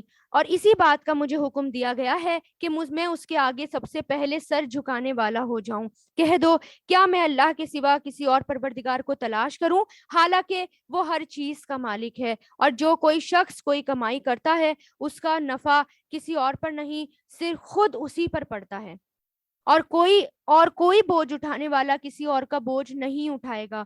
یعنی اگر کسی نے ہمیں ورگلا دیا، برے راستے کی طرف ہمیں لے کر آ گئے، تو اپنا بوجھ وہ خود اٹھائے گا، کوئی کسی اور کا بوجھ نہیں اٹھا سکتا۔ پھر تمہارے پروردگار ہی کی طرف تم سب کو لوٹنا ہے، اس وقت وہ تمہیں ساری باتیں بتائے گا جس میں تم اختلاف کیا کرتے تھے۔ اور وہ وہی ہے جس نے تمہیں زمین میں ایک دوسرے کا جانشین بنا دیا، اور تم میں سے کچھ لوگوں کو دوسروں سے درجات میں بلندی عطا کی، اور تاکہ اس سے تمہیں جو نعمتیں اس نے دی ہیں ان میں سے تمہیں آزمائیں۔ کسی کو غریب بنا دیا، کسی کو امیر بنا دیا، کس لیے؟ آزمانے کے لیے۔ کسی کو درجہ اوپر کر دیا، کسی کا درجہ نیچے کر لیا، کس لیے؟ آزمانے کے لیے۔ اور جو نعمت دی ہے، یعنی ہمارے پاس کوئی نعمت آ جائے، کوئی بھی نعمت آ جائے، ہمارے پاس پیسے آ جائیں، ہمارے پاس گھر آ جائے، ہمارے پاس اسکل آ جائے، انٹیلیجنٹ، ہمارے پاس کوئی نیا علم آ جائے، تو ان سب کو کس کی راہ میں خرچ کرنا ہے؟ اللہ کی راہ میں، یہ دیکھتے ہوئے کہ اللہ تعالیٰ کی رضا اس میں ہونی چاہیے، اللہ تعالیٰ کی نافرمانی نہ ہو۔ اور یہ حقیقت ہے کہ تمہارا رب جلد ہی سزا دینے والا ہے، اور یہ بھی حقیقت ہے کہ وہ بہت بخشنے والا، بڑا مہربان ہے۔ اس سورہ کی شروعات کس سے ہوئی تھی؟ حمد سے، اللہ تعالیٰ کی تعریف سے، الحمدللہ سے، اور اس کا اینڈ کس پر ہوا؟ مغفرت پر، رحمت پر۔ سبحان اللہ۔ ہماری یہ سورہ مکمل ہوئی، سورۃ الاعراف۔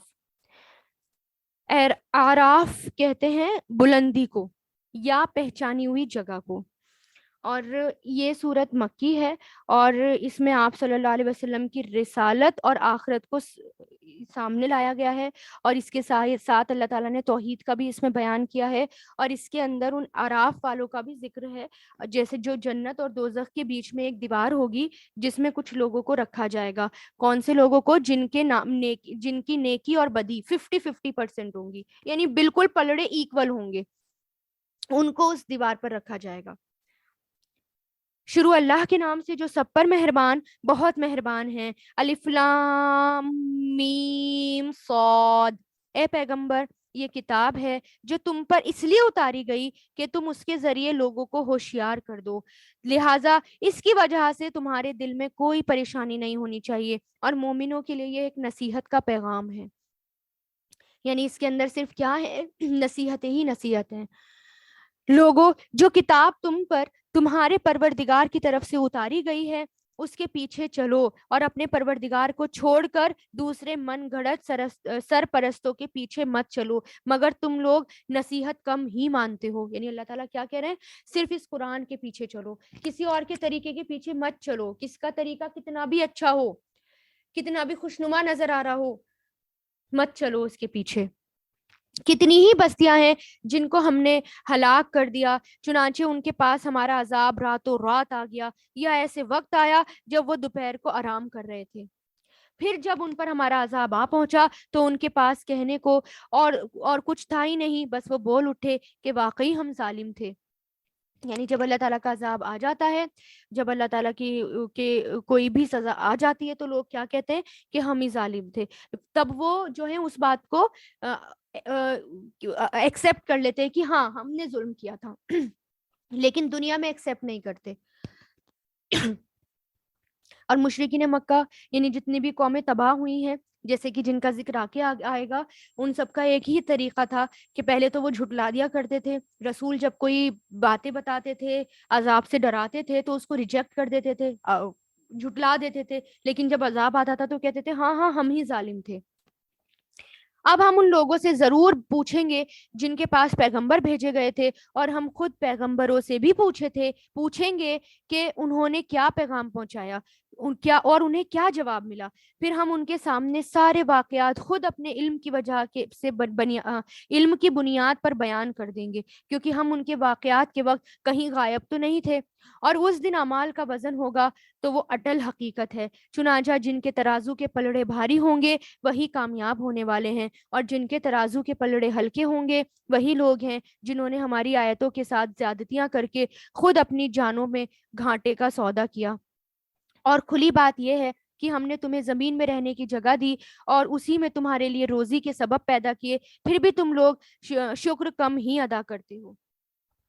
یعنی ہر چیز کا وزن ہوگا، انسان کی صلاحیتوں کا وزن ہوگا، انسان جو بھی کام کر رہا ہے، ایون اگر میں نے کچھ لکھا ہے، میری علم میرا پین کا انک یا میری پینسل کی کا انک جو ہے وہ بھی، اس کا بھی وزن ہوگا. جتنا زیادہ میرے ذریعے علم آگے پھیلے گا اتنا بڑا جسم ہو جائے گا، اتنا بڑے جسم کی شکل میں وہ آئے گا اور نیکیوں کا پلڑا ہیوی ہونے لگے گا.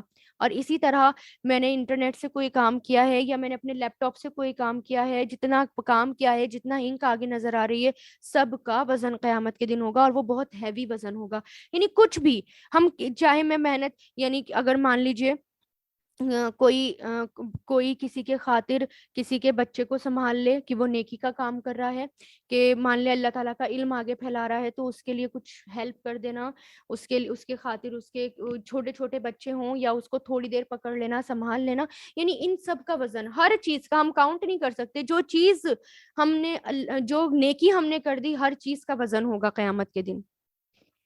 اور ہم نے تمہیں پیدا کیا، پھر تمہاری صورتیں بنائی، پھر فرشتوں سے کہا کہ آدم کو سجدہ کرو، تو سب نے سجدہ کیا سوائے ابلیس کے، وہ سجدہ کرنے والوں میں سے شامل نہ ہوا. اللہ نے کہا جب میں نے تجھے حکم دیا تھا کہ تو سجدہ کر، تو تجھے کس چیز نے روکا؟ وہ بولا میں اس سے بہتر ہوں، آئی ایم سپیریئر.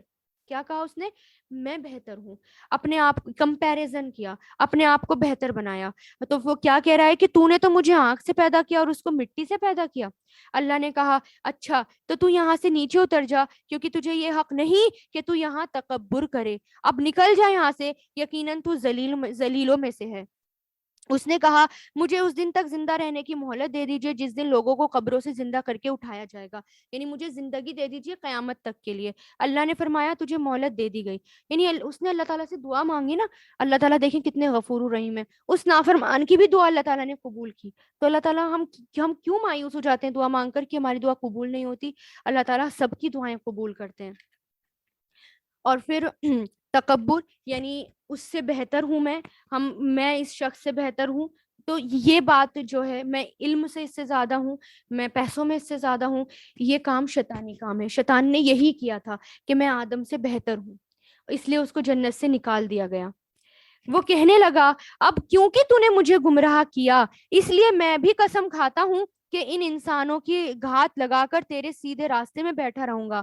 اب دیکھیں خود گمراہ ہو گیا اور سارا الزام اللہ پر ڈال دیا کہ اللہ تعالیٰ تو نے مجھے گمراہ کیا ہے نا، اس لیے اب میں لوگوں کو گمراہ کروں گا. اس آدم کی وجہ سے میں گمراہ ہوا ہوں، آپ نے مجھے گمراہ کر دیا، اب میں آدم کی اولاد کو جنت میں نہیں جانے دوں گا.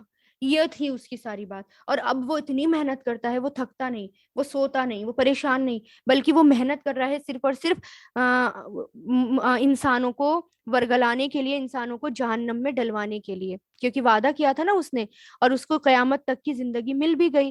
اب دیکھیں کہ دعا، اس کی بھی دعا قبول ہوئی. تو ہم کہتے ہیں ہم اتنے گنہگار ہیں، ہماری دعا اللہ تعالیٰ کہاں ہی سنیں گے؟ تو اللہ تعالیٰ سب کی دعائیں سنتے ہیں.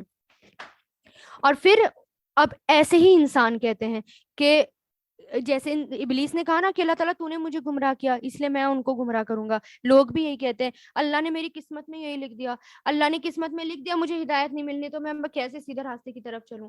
اب میری قسمت میں ہی تھا کہ مجھے نماز نہیں پڑھنی، میری قسمت میں ہی تھا یہ. تو الزام، یعنی خود گمراہ ہو گئے اور الزام کس پر ڈال دیا؟ اللہ تعالیٰ پر ڈال دیا. اور ہدایت جو ہے آپ کے اور میرے ارادوں پر ہوتی ہے. یعنی اگر میرا ارادہ ہوتا ہے نا تبھی ہدایت ملتی ہے، ادروائز ہدایت نہیں ملتی. پھر شیطان کہہ رہا ہے پھر میں ان پر چاروں طرف سے حملے کروں گا، ان کے سامنے سے بھی آؤں گا، ان کے پیچھے سے بھی، ان کے دائیں طرف سے بھی، ان کے بائیں طرف سے بھی، اور تو ان میں سے اکثر لوگوں کو شکر گزار نہیں پائے گا. یعنی میں ہر طریقے سے ان کو ورگلاؤں گا، ہر طریقے سے ورگلاؤں گا. اللہ نے کہا تو یہاں سے نکل جا ذلیل اور مردود ہو کر، ان میں سے جو تیرے پیچھے چلے گا وہ تیرا ساتھی ہوگا، اور میں تم سب کو جہنم سے بھر دوں گا. اور اے آدم تم اور تمہاری بیوی دونوں جنت میں رہو اور جہاں سے چاہو اور جو چیز چاہو کھاؤ، سوائے اس درخت کے، اس پیڑ کے، اس کے قریب بھی مت پھٹکنا ورنہ تم زیادتی کرنے والوں میں شامل ہو جاؤ گے. پھر ہوا یہ کہ شیطان نے ان دونوں کے دلوں میں وسوسہ ڈال دیا تاکہ ان کی شرم کی جگہیں ان سے جو چھپائی گئی تھی ایک دوسرے کے سامنے کھل جائیں. اب کیا ہوا، شیطان نے وسوسہ ڈالا. اور کیسے وسوسہ ڈالا؟ حضرت آدم کو اور ماں ہوا کو کیا حکم دیا گیا تھا کہ اس پیڑ کے پاس مت جانا. وہ کون سا پیڑ تھا نہیں آتا روایتوں میں، بس پیڑ کے پاس مت جانا، ایک ہی ان کو حکم ملا ہوا تھا. اب شیطان اسی کے ساتھ یعنی بار بار برگلانے لگا. کیا کہنے لگا؟ کہ تمہارے پروردگار نے تمہیں اس پیڑ سے یعنی اس درخت سے کسی اور وجہ سے نہیں بلکہ صرف اس وجہ سے روکا ہے کہ کہیں تم فرشتے نہ بن جاؤ یا تمہیں ہمیشہ کی زندگی حاصل نہ ہو جائے. یعنی تم جو ہے انسان ہو نا، اور ہمیشہ کی زندگی تو نہیں ہے، فرشتوں کے پاس تو ہمیشہ کی زندگی ہوتی ہے. اللہ تعالیٰ نے اس لیے روکا ہے تاکہ فرشتے نہ بن جاؤ.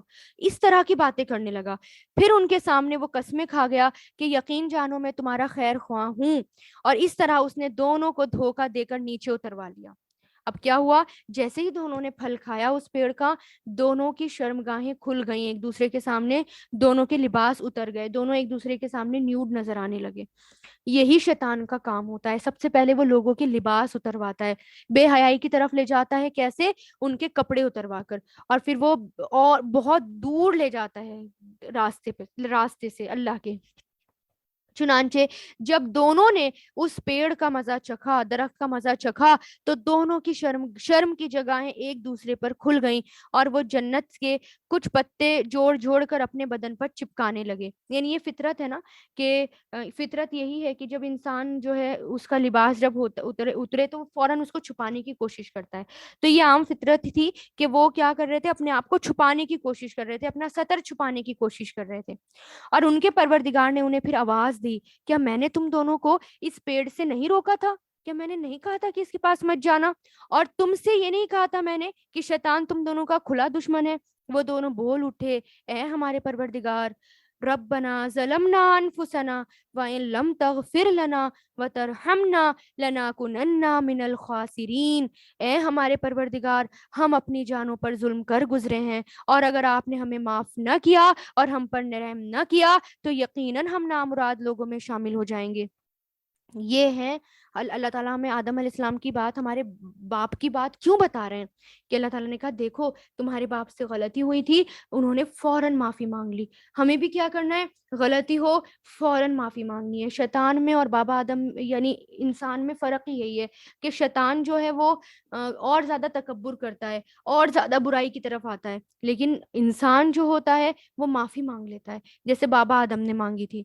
تو اللہ نے آدم کو اور ان کی بیوی اور ابلیس سے فرمایا اب تم سب یہاں سے اتر جاؤ، اور تم ایک دوسرے کے دشمن ہوں گے، اور تمہارے لیے ایک مدت تک زمین میں ٹھہرنا ہوگا، اور کچھ فائدہ اٹھانا طے کر دیا گیا. فرمایا کہ اسی زمین میں تم جیو گے اور اسی میں تمہیں موت آئے گی اور اسی سے تمہیں دوبارہ زندہ کر کے نکالا جائے گا. اے آدم کے بیٹوں اور بیٹیوں، ہم نے تمہارے لیے لباس نازل کیا ہے جو تمہارے جسم کے ان حصوں کو چھپا سکے جس کا کھولنا برا ہے، اور جو خوشنمائی کا یعنی زینت کا ذریعہ بنے. کس لیے نازل ہوا ہے؟ جو زینت کا ذریعہ بنے. لباس ہمارے لیے خوبصورتی. اب یہاں پر اللہ تعالیٰ نے یہ بتا دیا کہ لباس کا مقصد کیا ہے، تاکہ ہم خوبصورت نظر آئیں اور جو ہماری شرمگاہوں کو چھپائے، جو ستر ہیں ہمارے ان کو چھپائیں. اور یہ زینت کا ذریعہ بھی ہے، انسان لباس پہن کے خوبصورت لگتا ہے. اسکالرز کہتے ہیں انسان اور لباس ایک ساتھ اتارے گئے ہیں. تو اور پھر یہاں پر ایک اور واقعے کی طرف اشارہ بھی ہے کہ اہل عرب کے کچھ قبیلے ایسے تھے جو ان کے آس پاس رہتے تھے، ایسے تھے کہ جب وہ خانہ کعبے کا طواف کرنے آتے تھے تو وہ ان کو ننگے ہو کر خانہ کعبے کا طواف کرتے تھے، یا کچھ بھی کام کرنا ہوتا تھا، احکام اس کے کرنے ہوتے تھے تو وہ ننگے ہو کر کرتے تھے، اور اس کو وہ بڑا اچھا کام سمجھتے تھے. تو یہ اللہ تعالیٰ نے اس سے منع کیا گیا، اس رسم سے اللہ تعالیٰ نے منع کیا کہ لباس میں تو تم خوبصورت نظر آتے ہو، وہ تو تمہارے حصوں کو یعنی جو چیز کھولنی بری ہے اس کو وہ چھپاتا ہے. تو یہاں سے یہ پتہ چل گیا کہ یہ خوشنمائی کا ذریعہ ہے، زینت کا ذریعہ ہے. لباس ہم پہن سکتے ہیں، ہم شوق سے پہنے، ہمیں اچھے کپڑے پہننے ہیں ہم شوق سے پہنے، جیسے پہننے ہیں ویسے پہنے، لیکن چار دیواری کے اندر پہنے. گھر کے باہر نکلیں تو پھر پردے میں نکلیں. اور تقوی کا لباس ہے وہ سب سے بہتر ہے، اور یہ سب اللہ کی نشانیوں کا حصہ ہے جس کا مقصد یہ ہے کہ لوگ سبق حاصل کریں.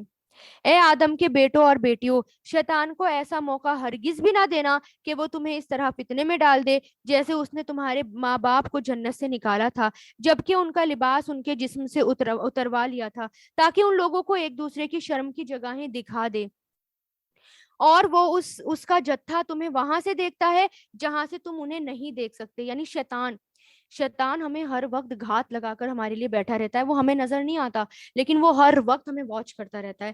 کبھی یہ اللہ کے راستے کی طرف جا رہا ہے، کبھی یہ انٹرنیٹ کھولے گا، کبھی یہ قرآن سنے گا، اچھا تو میں اس کو بوریت لا دوں، یا اچھا تو میں اس کو نیند لے آؤں، یا اچھا تو میں اس کو کسی اور کام میں مشغول کر دوں، دیکھو یہ والا کام کر لو اس وقت، دیکھو اتنا ٹائم ہے یہ والا کام کر لو، ابھی تو تم فری ہو یہ والا کام کر لو۔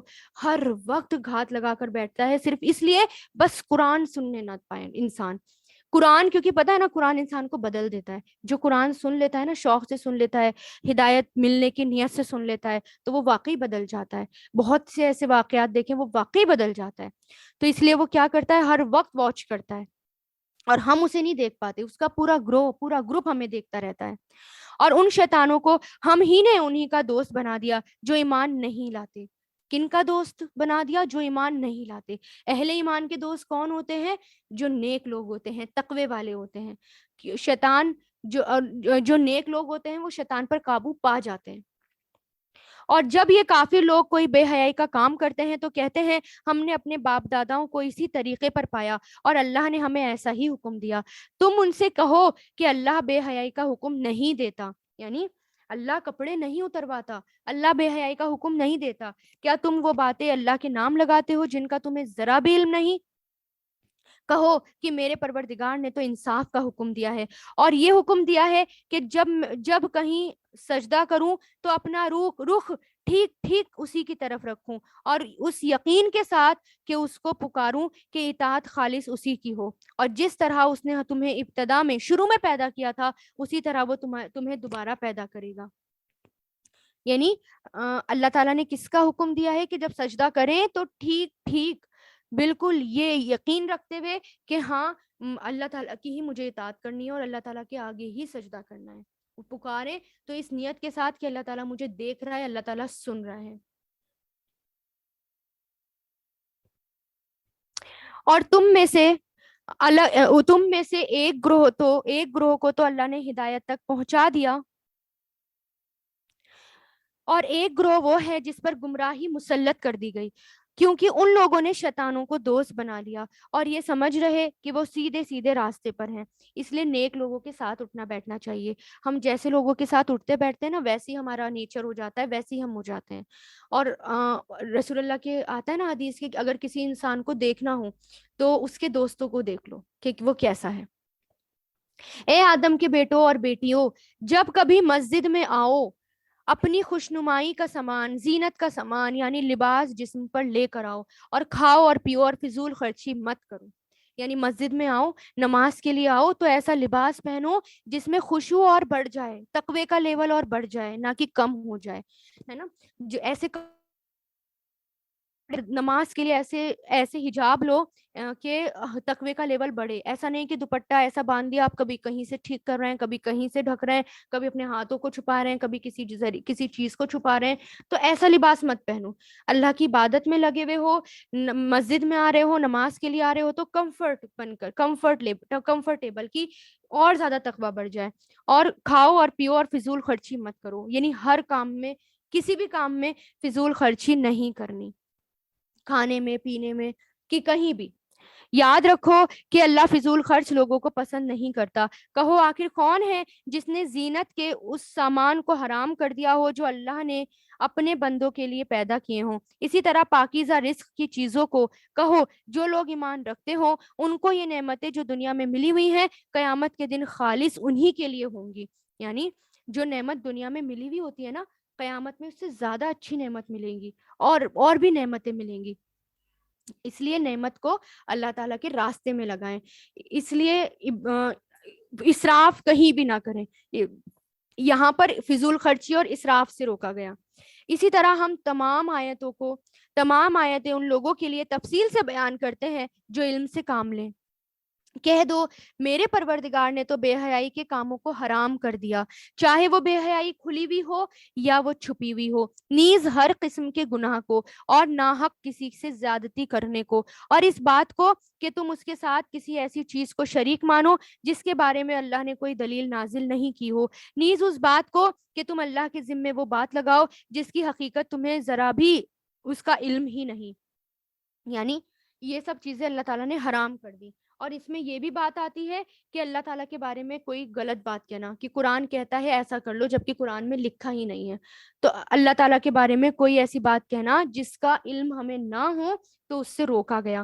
اور ہر قوم کے لیے ایک میعاد مقرر ہے، چنانچہ جب تم ان کی مقرر میعاد آ جاتی ہے ان کی، تو گھڑی بھر بھی وہ اس کے آگے پیچھے نہیں ہو سکتے۔ یعنی اگر عذاب کا وقت آ جائے یا قیامت آئے گی تو نہ تو 1 منٹ ملے گا، نہ 1 منٹ وہ آگے بڑھے گی، نہ وہ ڈیلے ہوگی،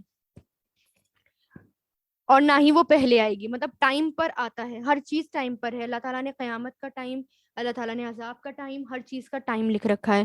اور اللہ نے انسان کو پیدا کرتے وقت یہ وارننگ دے دی تھی کہ اے آدم کے بیٹوں اور بیٹیوں، اگر تمہارے پاس تم ہی میں سے کچھ پیغمبر آئیں جو تمہیں میری آیتیں پڑھ کر سنائیں، تو جو لوگ تقویٰ کریں گے اور اپنی اصلاح کر لیں گے ان پر نہ تو کوئی خوف ہوگا نہ وہ غمگین ہوں گے۔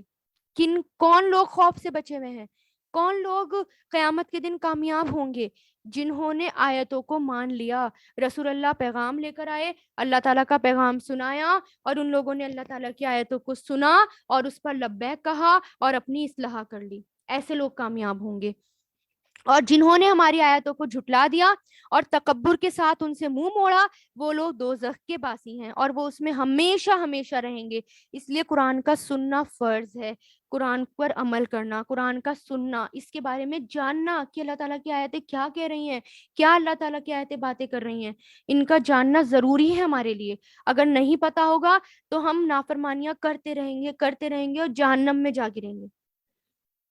اب بتاؤ کہ اس شخص سے بڑا ظالم کون ہے جو اللہ پر جھوٹ باندھے یا اس کی آیتوں کو جھٹلا دے۔ ایسے لوگوں کے مقدر میں رزق کا جتنا حصہ لکھا ہوا ہے وہ انہیں دنیا کی زندگی میں پہنچتا رہے گا، یہاں تک کہ جب ان کے پاس ہمارے بھیجے ہوئے فرشتے ان کی روح قبض کرنے کے لیے آئیں گے تو وہ کہیں گے کہ کہاں ہیں تمہارے وہ معبود جنہیں تم اللہ کے بجائے پکارا کرتے تھے؟ وہ جواب دیں گے وہ سب ہم سے کھو گئے، گم ہو گئے، اور وہ خود اپنے خلاف گواہی دیں گے کہ ہم کافر تھے۔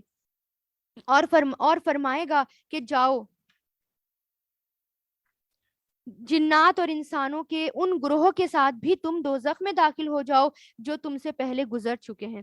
یعنی جب فرشتے روح قبض کرنے آتے ہیں نا برے لوگوں کی، جو لوگ نافرمانیاں کرتے ہیں، اللہ تعالیٰ کے احکام پر نہیں چلتے، تو جب روح قبض کرنے آتے ہیں نا فرشتے تو کہتے ہیں کہ جاؤ اب جہنم میں ان لوگوں کے ساتھ جانا جو لوگ تم سے پہلے گرے تھے، جن لوگوں نے تمہیں گمراہ کیا تھا، اب انہی کے ساتھ جاؤ۔ اس طرح جب بھی کوئی گروہ دوزخ میں جائے گا، کوئی بھی گروپ دوزخ میں جائے گا، اب یہاں پر اللہ تعالیٰ دوزخ کی باتیں بتا رہے ہیں، جب بھی کوئی گروپ دوزخ میں جائے گا وہ اپنے جیسوں پر لعنت بھیجے گا۔ یعنی مان لے کوئی پہلا پہنچا ہے اور اس کے بعد کوئی آیا تو وہ کہے گا لعنت ہو تم پر، تمہاری وجہ سے تو میں بہکا تھا، تمہاری وجہ سے تو میں برے راستے کی طرف آیا تھا۔ یہاں تک کہ جب ایک کے بعد ایک اس سب کے سب اس میں اکٹھے ہو جائیں گے تو ان میں سے جو لوگ بعد میں آئے تھے وہ اپنے سے پہلے والوں کے بارے میں کہیں گے اے ہمارے پروردگار، انہوں نے ہی ہمیں غلط راستے پر عذاب دیجیے۔ اللہ فرمائے گا کہ سبھی کو آج دگنا عذاب ہوگا لیکن تمہیں ابھی پتہ ہی نہیں۔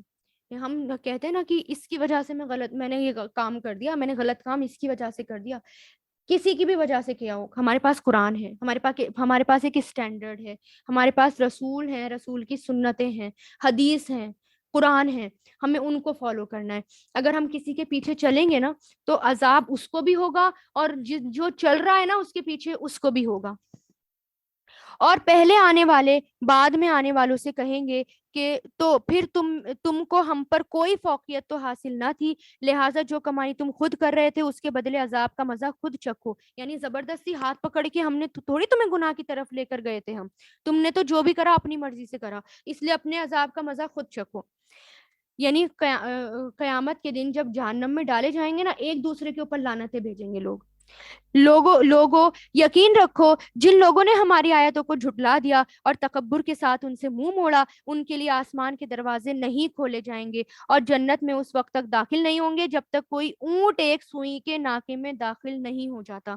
यानी जो लोग शिर्क करते हैं, झुटलाते हैं अल्लाह को, वो जन्नत में कभी भी नहीं जाएगा, यहाँ तक कि जब तक कि ऊंट सुई के नाके में दाखिल ना हो जाए। यानी ये इम्पॉसिबल सी बात है। ऊंट सुई के नाके के अंदर जा सकता है, एक धागा तो मुश्किल हो जाता है हमसे पहुंचाना। ऊंट जा सकता है? नहीं जा सकता। इसलिए वो लोग भी फिर जन्नत में दाखिल नहीं होंगे।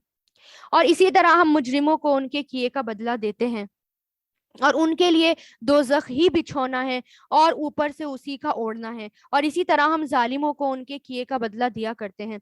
और जो लोग ईमान ले आए हैं और उन्होंने नेक अमल किए हैं, याद रहे हम किसी भी शख्स को उसकी ताकत से ज्यादा तकलीफ नहीं देते। तो ऐसे लोग जन्नत के बासी हैं, वो हमेशा हमेशा उसमें रहेंगे।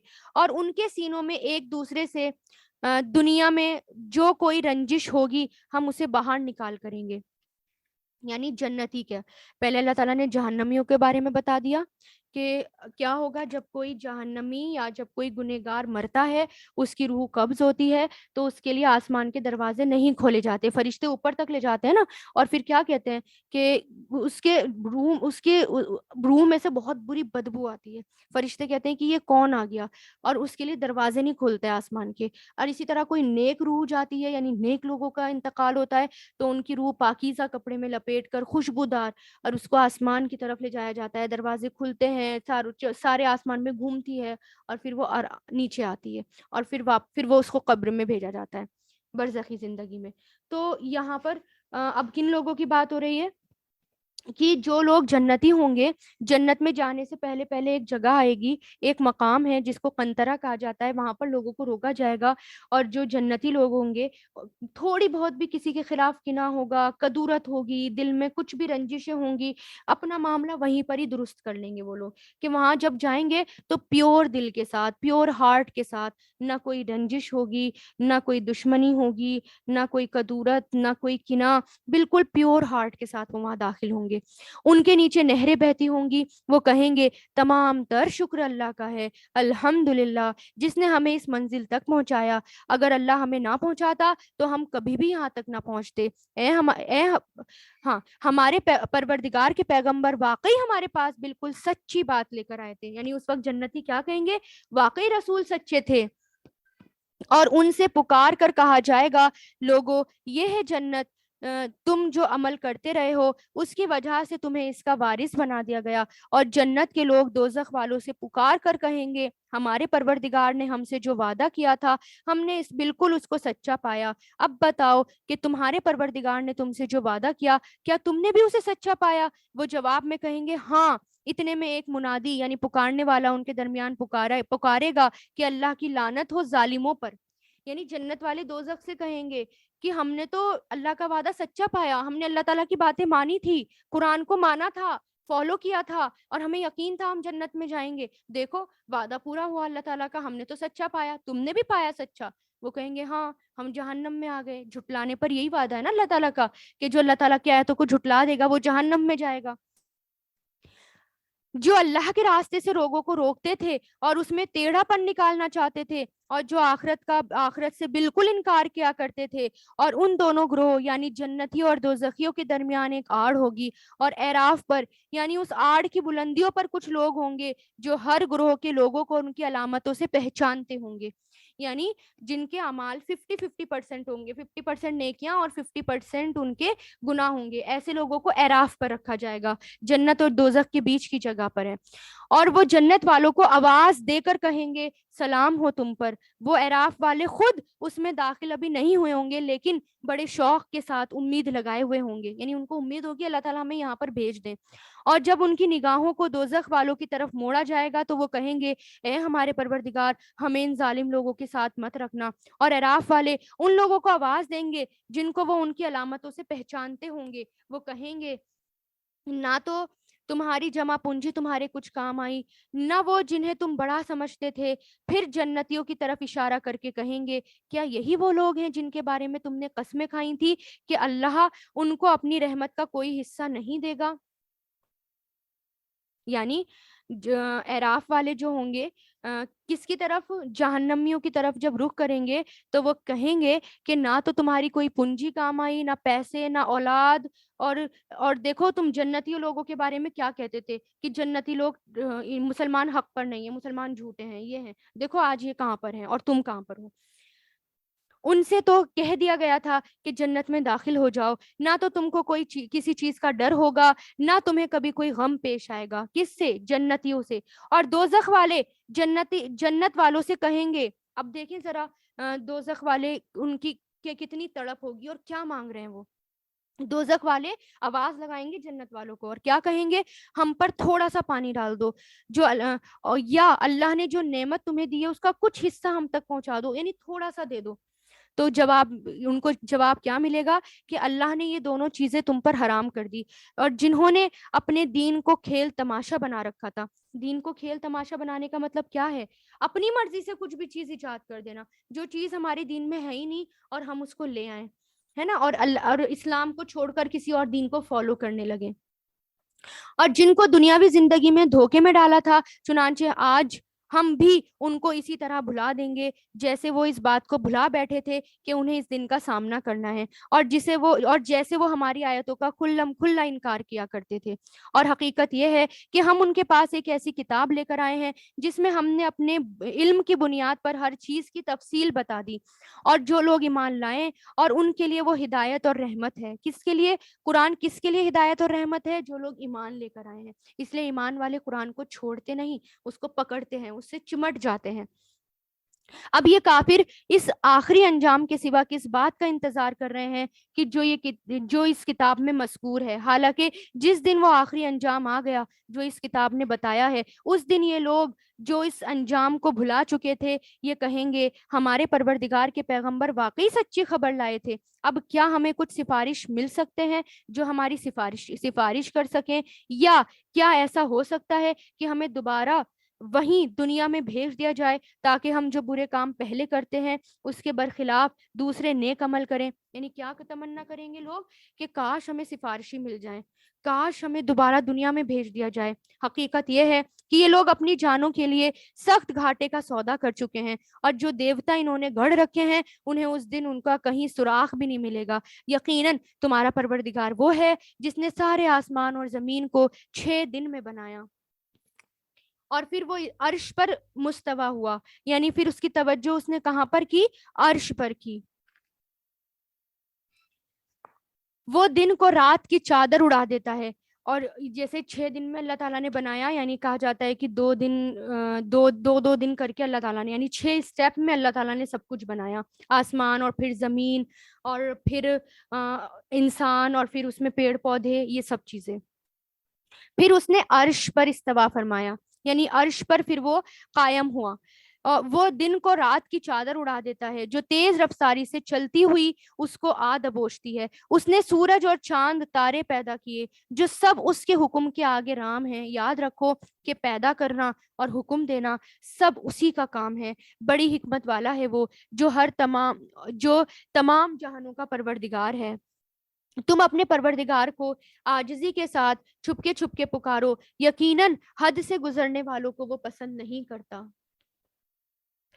اور زمین میں اس کی اصلاح کے بعد فساد مت مچاؤ، اور اس کی عبادت اس طرح کرو کہ دل میں خوف صرف اسی کا ہو اور امید بھی اسی سے ہو۔ یعنی اب اللہ تعالیٰ کو اب یہاں پر بتایا جا رہا ہے، دعا کے بارے میں بتایا جا رہا ہے کہ دعا کیسے مانگنی چاہیے۔ عبادت کا لفظ مطلب کیا آیا ہے؟ یعنی دعا یا عبادت یعنی ایسی ہونی چاہیے کہ ہم جب کوئی بھی کام کریں، کوئی بھی نیک کام کریں، تو یہ سوچیں کہ ایسا تو نہیں کہ یہ قبول ہوگی، پتہ نہیں قبول ہوگی، اور امید یہ رکھے کہ ہاں وہ قبول ہوگی، میرا رب بہت غفور الرحیم ہے، رحمت والا ہے۔ تو خوف بھی ہو اور امید بھی ہو۔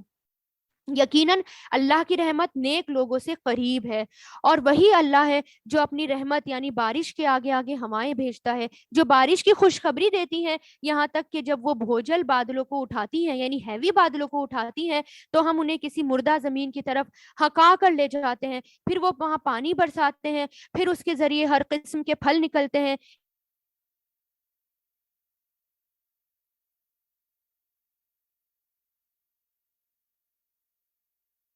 اللہ تعالیٰ کے سامنے جائیں گے، یہ بات سچ ہے۔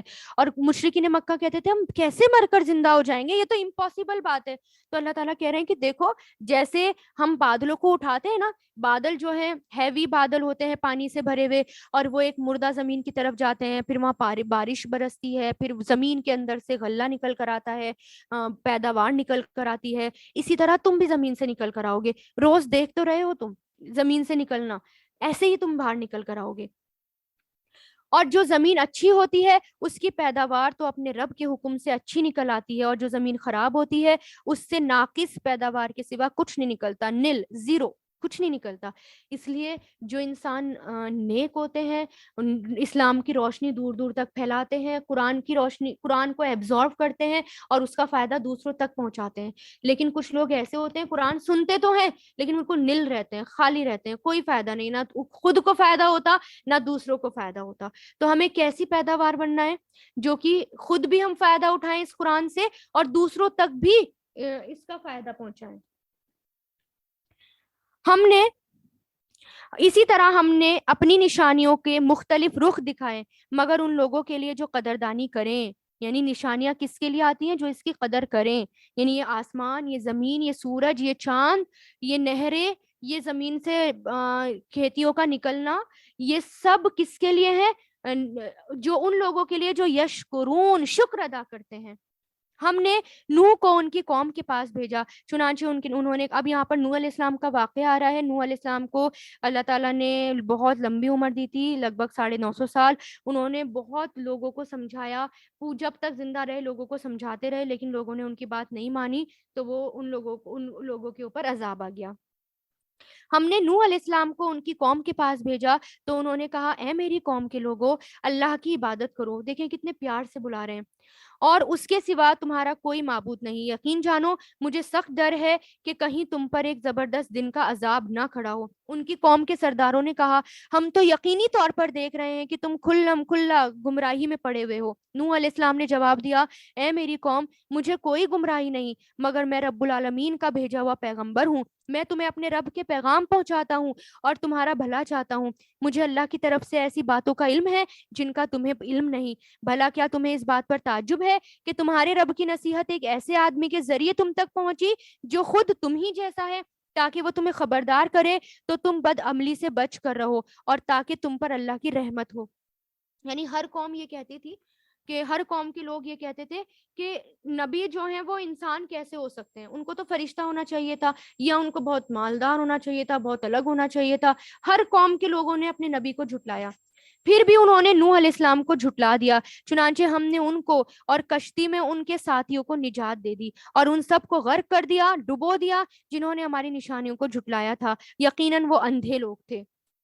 پھر اللہ تعالیٰ کے حکم سے نوح علیہ السلام نے کشتی بنائی جب عذاب آنا تھا ان لوگوں کے اوپر۔ بہت بڑی کشتی تھی، اس میں نیک لوگوں کو، ایمان والوں کو اور کچھ جانوروں کو سوار کیا گیا۔ پھر اللہ تعالیٰ کی، پھر جیسا حکم آگے آ جائے گا اس کی پوری تفصیل، آسمان سے پانی برسا، زمین سے تنور ابل پڑا، تنور مطلب زمین بھی اپنا پانی چھوڑنے لگی، چاروں طرف باڑھ ہی باڑھ آ گئی، اور پھر پانی کا لیول بڑھتا گیا یہاں تک کہ سب ڈوب گئے، صرف کشتی بچی۔ اور پھر اس کے بعد اور قوم عاد کی طرف ہم نے ہود کو بھیجا۔ پھر دوسری قوم کی طرف اشارہ ہے۔ یہ قوم عاد عربوں کی ابتدائی نسل کی ایک قوم تھی، شروع کی نسل کی، جو حضرت عیسیٰ علیہ السلام کے، کہا جاتا ہے کہ کم سے کم 2000 سال پہلے یمن کے علاقے، یعنی یمن کے علاقے کے آس پاس جو آباد تھی۔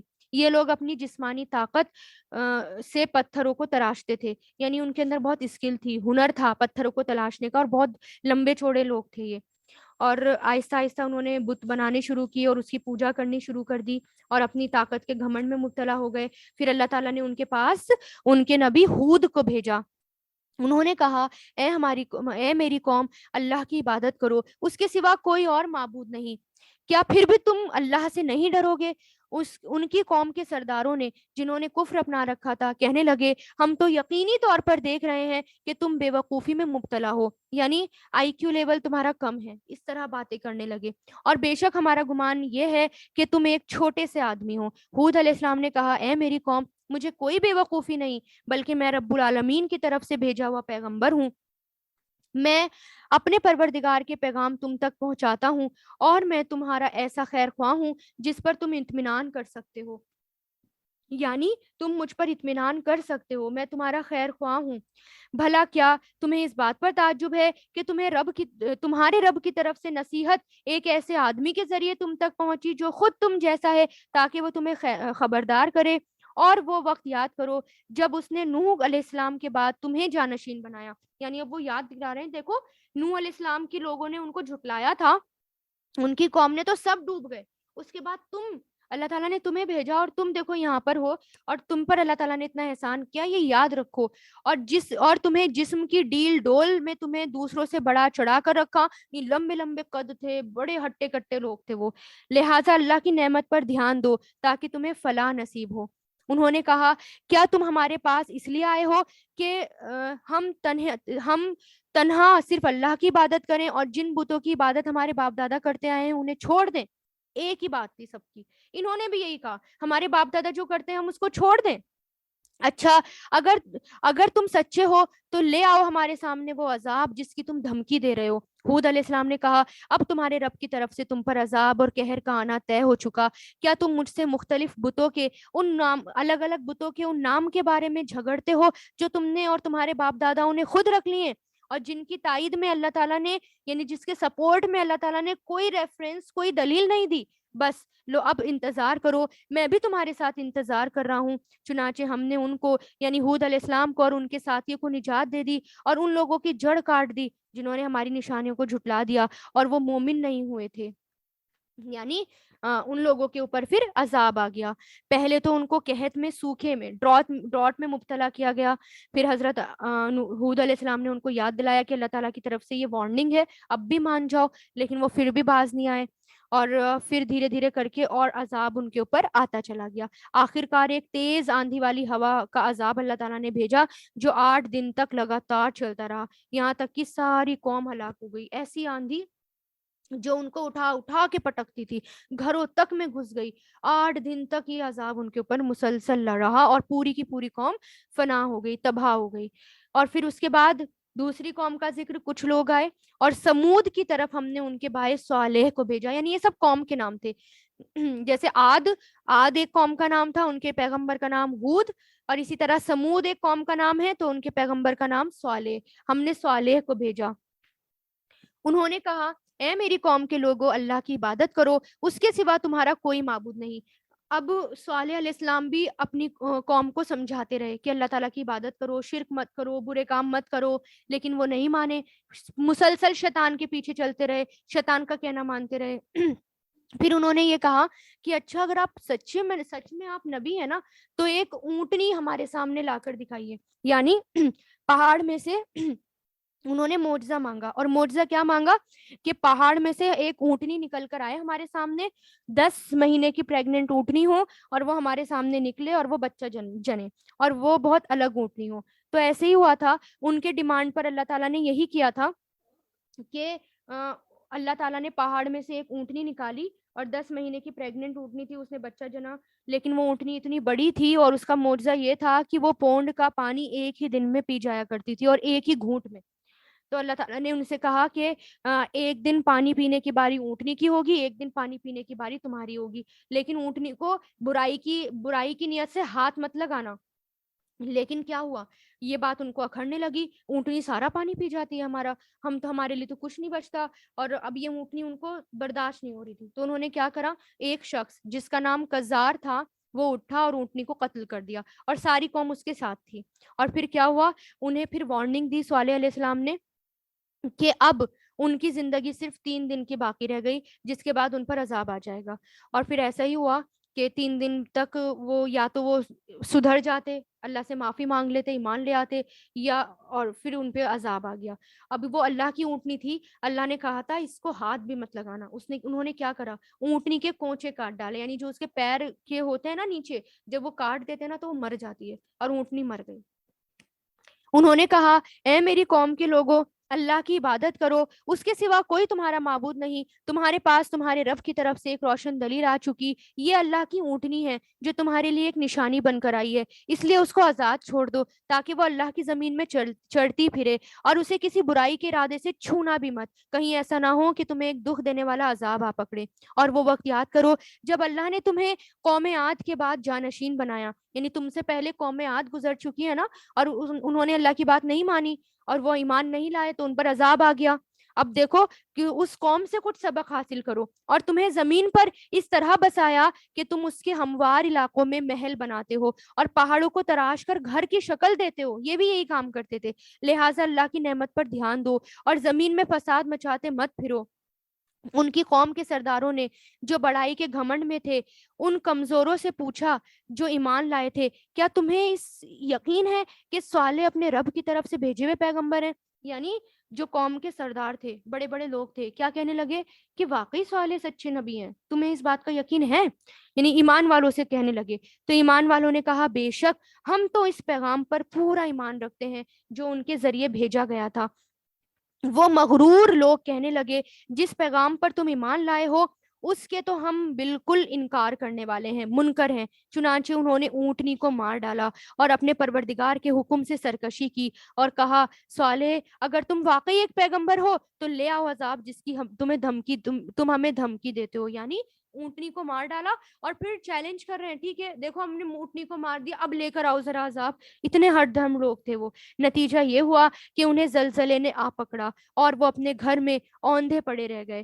اس موقع پر صالح علیہ السلام ان سے منہ موڑ کر چل دیے اور کہنے لگے اے میری قوم، میں نے تمہیں اپنے رب کا پیغام پہنچایا اور تمہاری خیر خواہی کی، مگر افسوس کہ تم کو خیر خواہی پسند ہی نہیں آئی، یعنی تم خیر خواہوں کو پسند ہی نہیں کرتے تھے۔ اور ہم نے لوط کو بھیجا، پھر اس کے بعد کس کو بھیجا گیا؟ لوط علیہ السلام کو، جو ابراہیم علیہ السلام کے ساتھ تھے، پوسٹ ابراہیمسٹ ٹائم کے ہیں یہ، یعنی ابراہیم علیہ السلام کے جب ابراہیم علیہ السلام اپنا وطن چھوڑ کر چلے گئے تھے تو ہجرت کر لی تھی، تو ان کے ساتھ لوط علیہ السلام بھی، انہوں نے بھی ہجرت کر لی تھی، صرف وہی ان پر ایمان لائے تھے۔ پھر لوط علیہ السلام کو سڈوم کے علاقے کی طرف نبی بنا کر بھیجا گیا۔ سڈوم ایک مرکزی شہر تھا اور اس میں اور اس کی طرف انہوں نے بھیجا اللہ تعالیٰ نے نبی بنا کر، اور وہ کفر اور شرک کرتے تھے، شرمناک حرکتیں کرتے تھے، ہومو سیکشولیٹی ان کے پاس تھی، اور مرد مردوں کے پاس جاتا تھا، عورت عورت کے پاس جاتی تھی، بہت گندا کام، گے والا سسٹم ان کے اندر تھا جو سب سے پہلے انہوں نے ہی ایجاد کیا تھا۔ لوگوں کے راستے میں بیٹھتے تھے، ڈاکے ڈالتے تھے، جو مسافر ہوتے تھے ان کے ساتھ بھی یہ غلط کام کرتے تھے۔ ان کی محفل میں جو مجلس لگتی تھی نا، اس مجلس میں یہ غلط کام عام تھا، مرد مرد کے ساتھ اپنی نفسانی خواہشات پوری کرتے تھے، شہوت کا کام کرتے تھے، اسی چکر میں فساد پھیلا ہوا تھا۔ عورتیں بھی پھر اپنے آپ کو مرد دکھانے کے لیے مردوں جیسے رہنے لگتی تھی کہ ہم مرد نظر آئے، تو یہ گندی حرکت ان کے اندر تھی۔ پھر ہم نے لوط کو بھیجا، جب اس نے اپنی قوم سے کہا کیا تم اس بے حیائی کا کام کرتے ہو جو تم سے پہلے دنیا جہان کے کسی شخص نے نہیں کی، یعنی ہومو سیکشولیٹی سب سے پہلے ان کے اندر تھی اور ان سے پہلے کوئی بھی نہیں کرتا تھا، اور یہ سب سے غلط کام ہے، آج اس کو پروموٹ کیا جا رہا ہے، تو اس کو پروموٹ نہ کریں بلکہ اس کے خلاف اٹھیں اور اپنے بچوں کو بتائیں کہ یہ کتنا غلط کام ہے۔ ایسے ڈزنیز اس کو پروموٹ کر رہا ہے اور ایسے ایسے بہت سے چینل اس کو پروموٹ کر رہے ہیں، آج کانسٹیٹیوشن نے اس کو الاؤ کر دیا، قانونی طور پر یہ الاؤ ہو گیا، جبکہ اب ہم بہت زیادہ فتنے کے زمانے میں ہیں، بہت غلط کام ہے یہ، اس سے ہمیں خود بھی آگاہ رہنا ہے اور اپنے بچوں کو بھی بتانا ہے اس کی حقیقت کیا ہے اور اس سے کیسے دور رہنا ہے، الرٹ رہنا ہے اس معاملے میں کہ ہماری نسلیں تباہ نہ ہو، برباد نہ ہو، کیونکہ آج کل ہر کوئی اس کو پروموٹ کر رہا ہے۔ تو تم جیسی ہوس پوری کرنے کے لیے عورتوں کی بجائے مردوں کے پاس جاتے ہو، یعنی تم جنسی ہوس پوری کرنے کے لیے عورتوں کی بجائے مردوں کے پاس جاتے ہو، اور یہ کوئی اتفاقی واقعہ نہیں بلکہ تم ایسے لوگ ہو جو شرافت کی تمام حدیں پھلانگ چکے ہو۔ ان کی قوم کا جواب یہ کہنے کے سوا کچھ اور نہیں تھا کہ نکالو ان کو اپنی بستیوں سے، یہ لوگ ہیں جو بڑے پاک باز بنتے ہیں، یعنی نبی کو ہی کہنے لگے کہ نکالو اس بستی سے۔ پھر ہوا یہ کہ ہم نے ان کو یعنی لوط علیہ السلام کو اور ان کے گھر والوں کو بستی سے نکال کر بچا لیا، البتہ ان کی بیوی تھی جو باقی لوگوں میں شامل رہیں جو عذاب کا نشانہ بنے، یعنی جب فرشتے عذاب لے کر آئے تھے نا لوط علیہ السلام کے پاس، تو ان کی مردوں کی شکل میں آئے تھے. پہلے تو وہ ابراہیم علیہ السلام کے پاس آئے اور ابراہیم علیہ السلام کو بیٹے کی خوشخبری دی، پھر لوط علیہ السلام کے پاس جو ہے عذاب لے کر آئے. اس کا واقعہ آگے آ جائے گا. تو لوط علیہ السلام کی بیوی نا مردوں کو بلائی آئی شہر سے کہ آؤ آؤ دیکھو ہمارے گھر نا بہت خوبصورت مرد آئے، آ جاؤ تمہیں اپنی حوث پوری کرنی ہے نا ان کے ساتھ کرنا. اتنا غلط کام کیا تو ان کے اوپر بھی پھر عذاب آیا. پھر ہم نے ان پر پتھروں کی بارش برسائی. اب دیکھو ان مجرموں کا انجام کیسا ہولناک ہوا. اور مدین کی طرف ہم نے ان کے بھائی شعیب کو بھیجا. اب یہاں پر ایک اور قوم کی طرف اشارہ ہے. مدین ایک قبیلے کا نام تھا اور حضرت شعیب علیہ السلام کو وہاں پیغمبر بنا کر بھیجا گیا تھا. تو وہ لوگ کیا کرتے تھے دیکھیں. انہوں نے کہا اے میری قوم کے لوگوں اللہ کی عبادت کرو، اس کے سوا تمہارا کوئی معبود نہیں. تمہارے پاس تمہارے پروردگار کی طرف سے ایک روشن دلیل آ چکی، لہٰذا ناپ تول پورا پورا کیا کرو. جو چیزیں لوگوں کی ملکیت میں ہیں ان میں حق تلفی نہ کرو. ان کے اندر ناپ تول میں کمی تھی. ہاں، اور شعیب علیہ السلام کو نا کیونکہ وہ بہت اچھی تقریر کرتے تھے، خطابت بہت اچھی کرتے تھے، ان کو خطیب الانبیاء کا لقب بھی ملا. لوگوں کو سمجھاتے تھے لیکن لوگ نہیں مانے اور ناپ تول میں کمی کرتے تھے. ایک تو وہ پیمانہ یعنی جو میجرمنٹ ہوتا ہے نا بناتے ہیں جس میں کوئی چیز تولنے کے لیے ڈالی جاتی ہے وہ بھی کم بناتے تھے.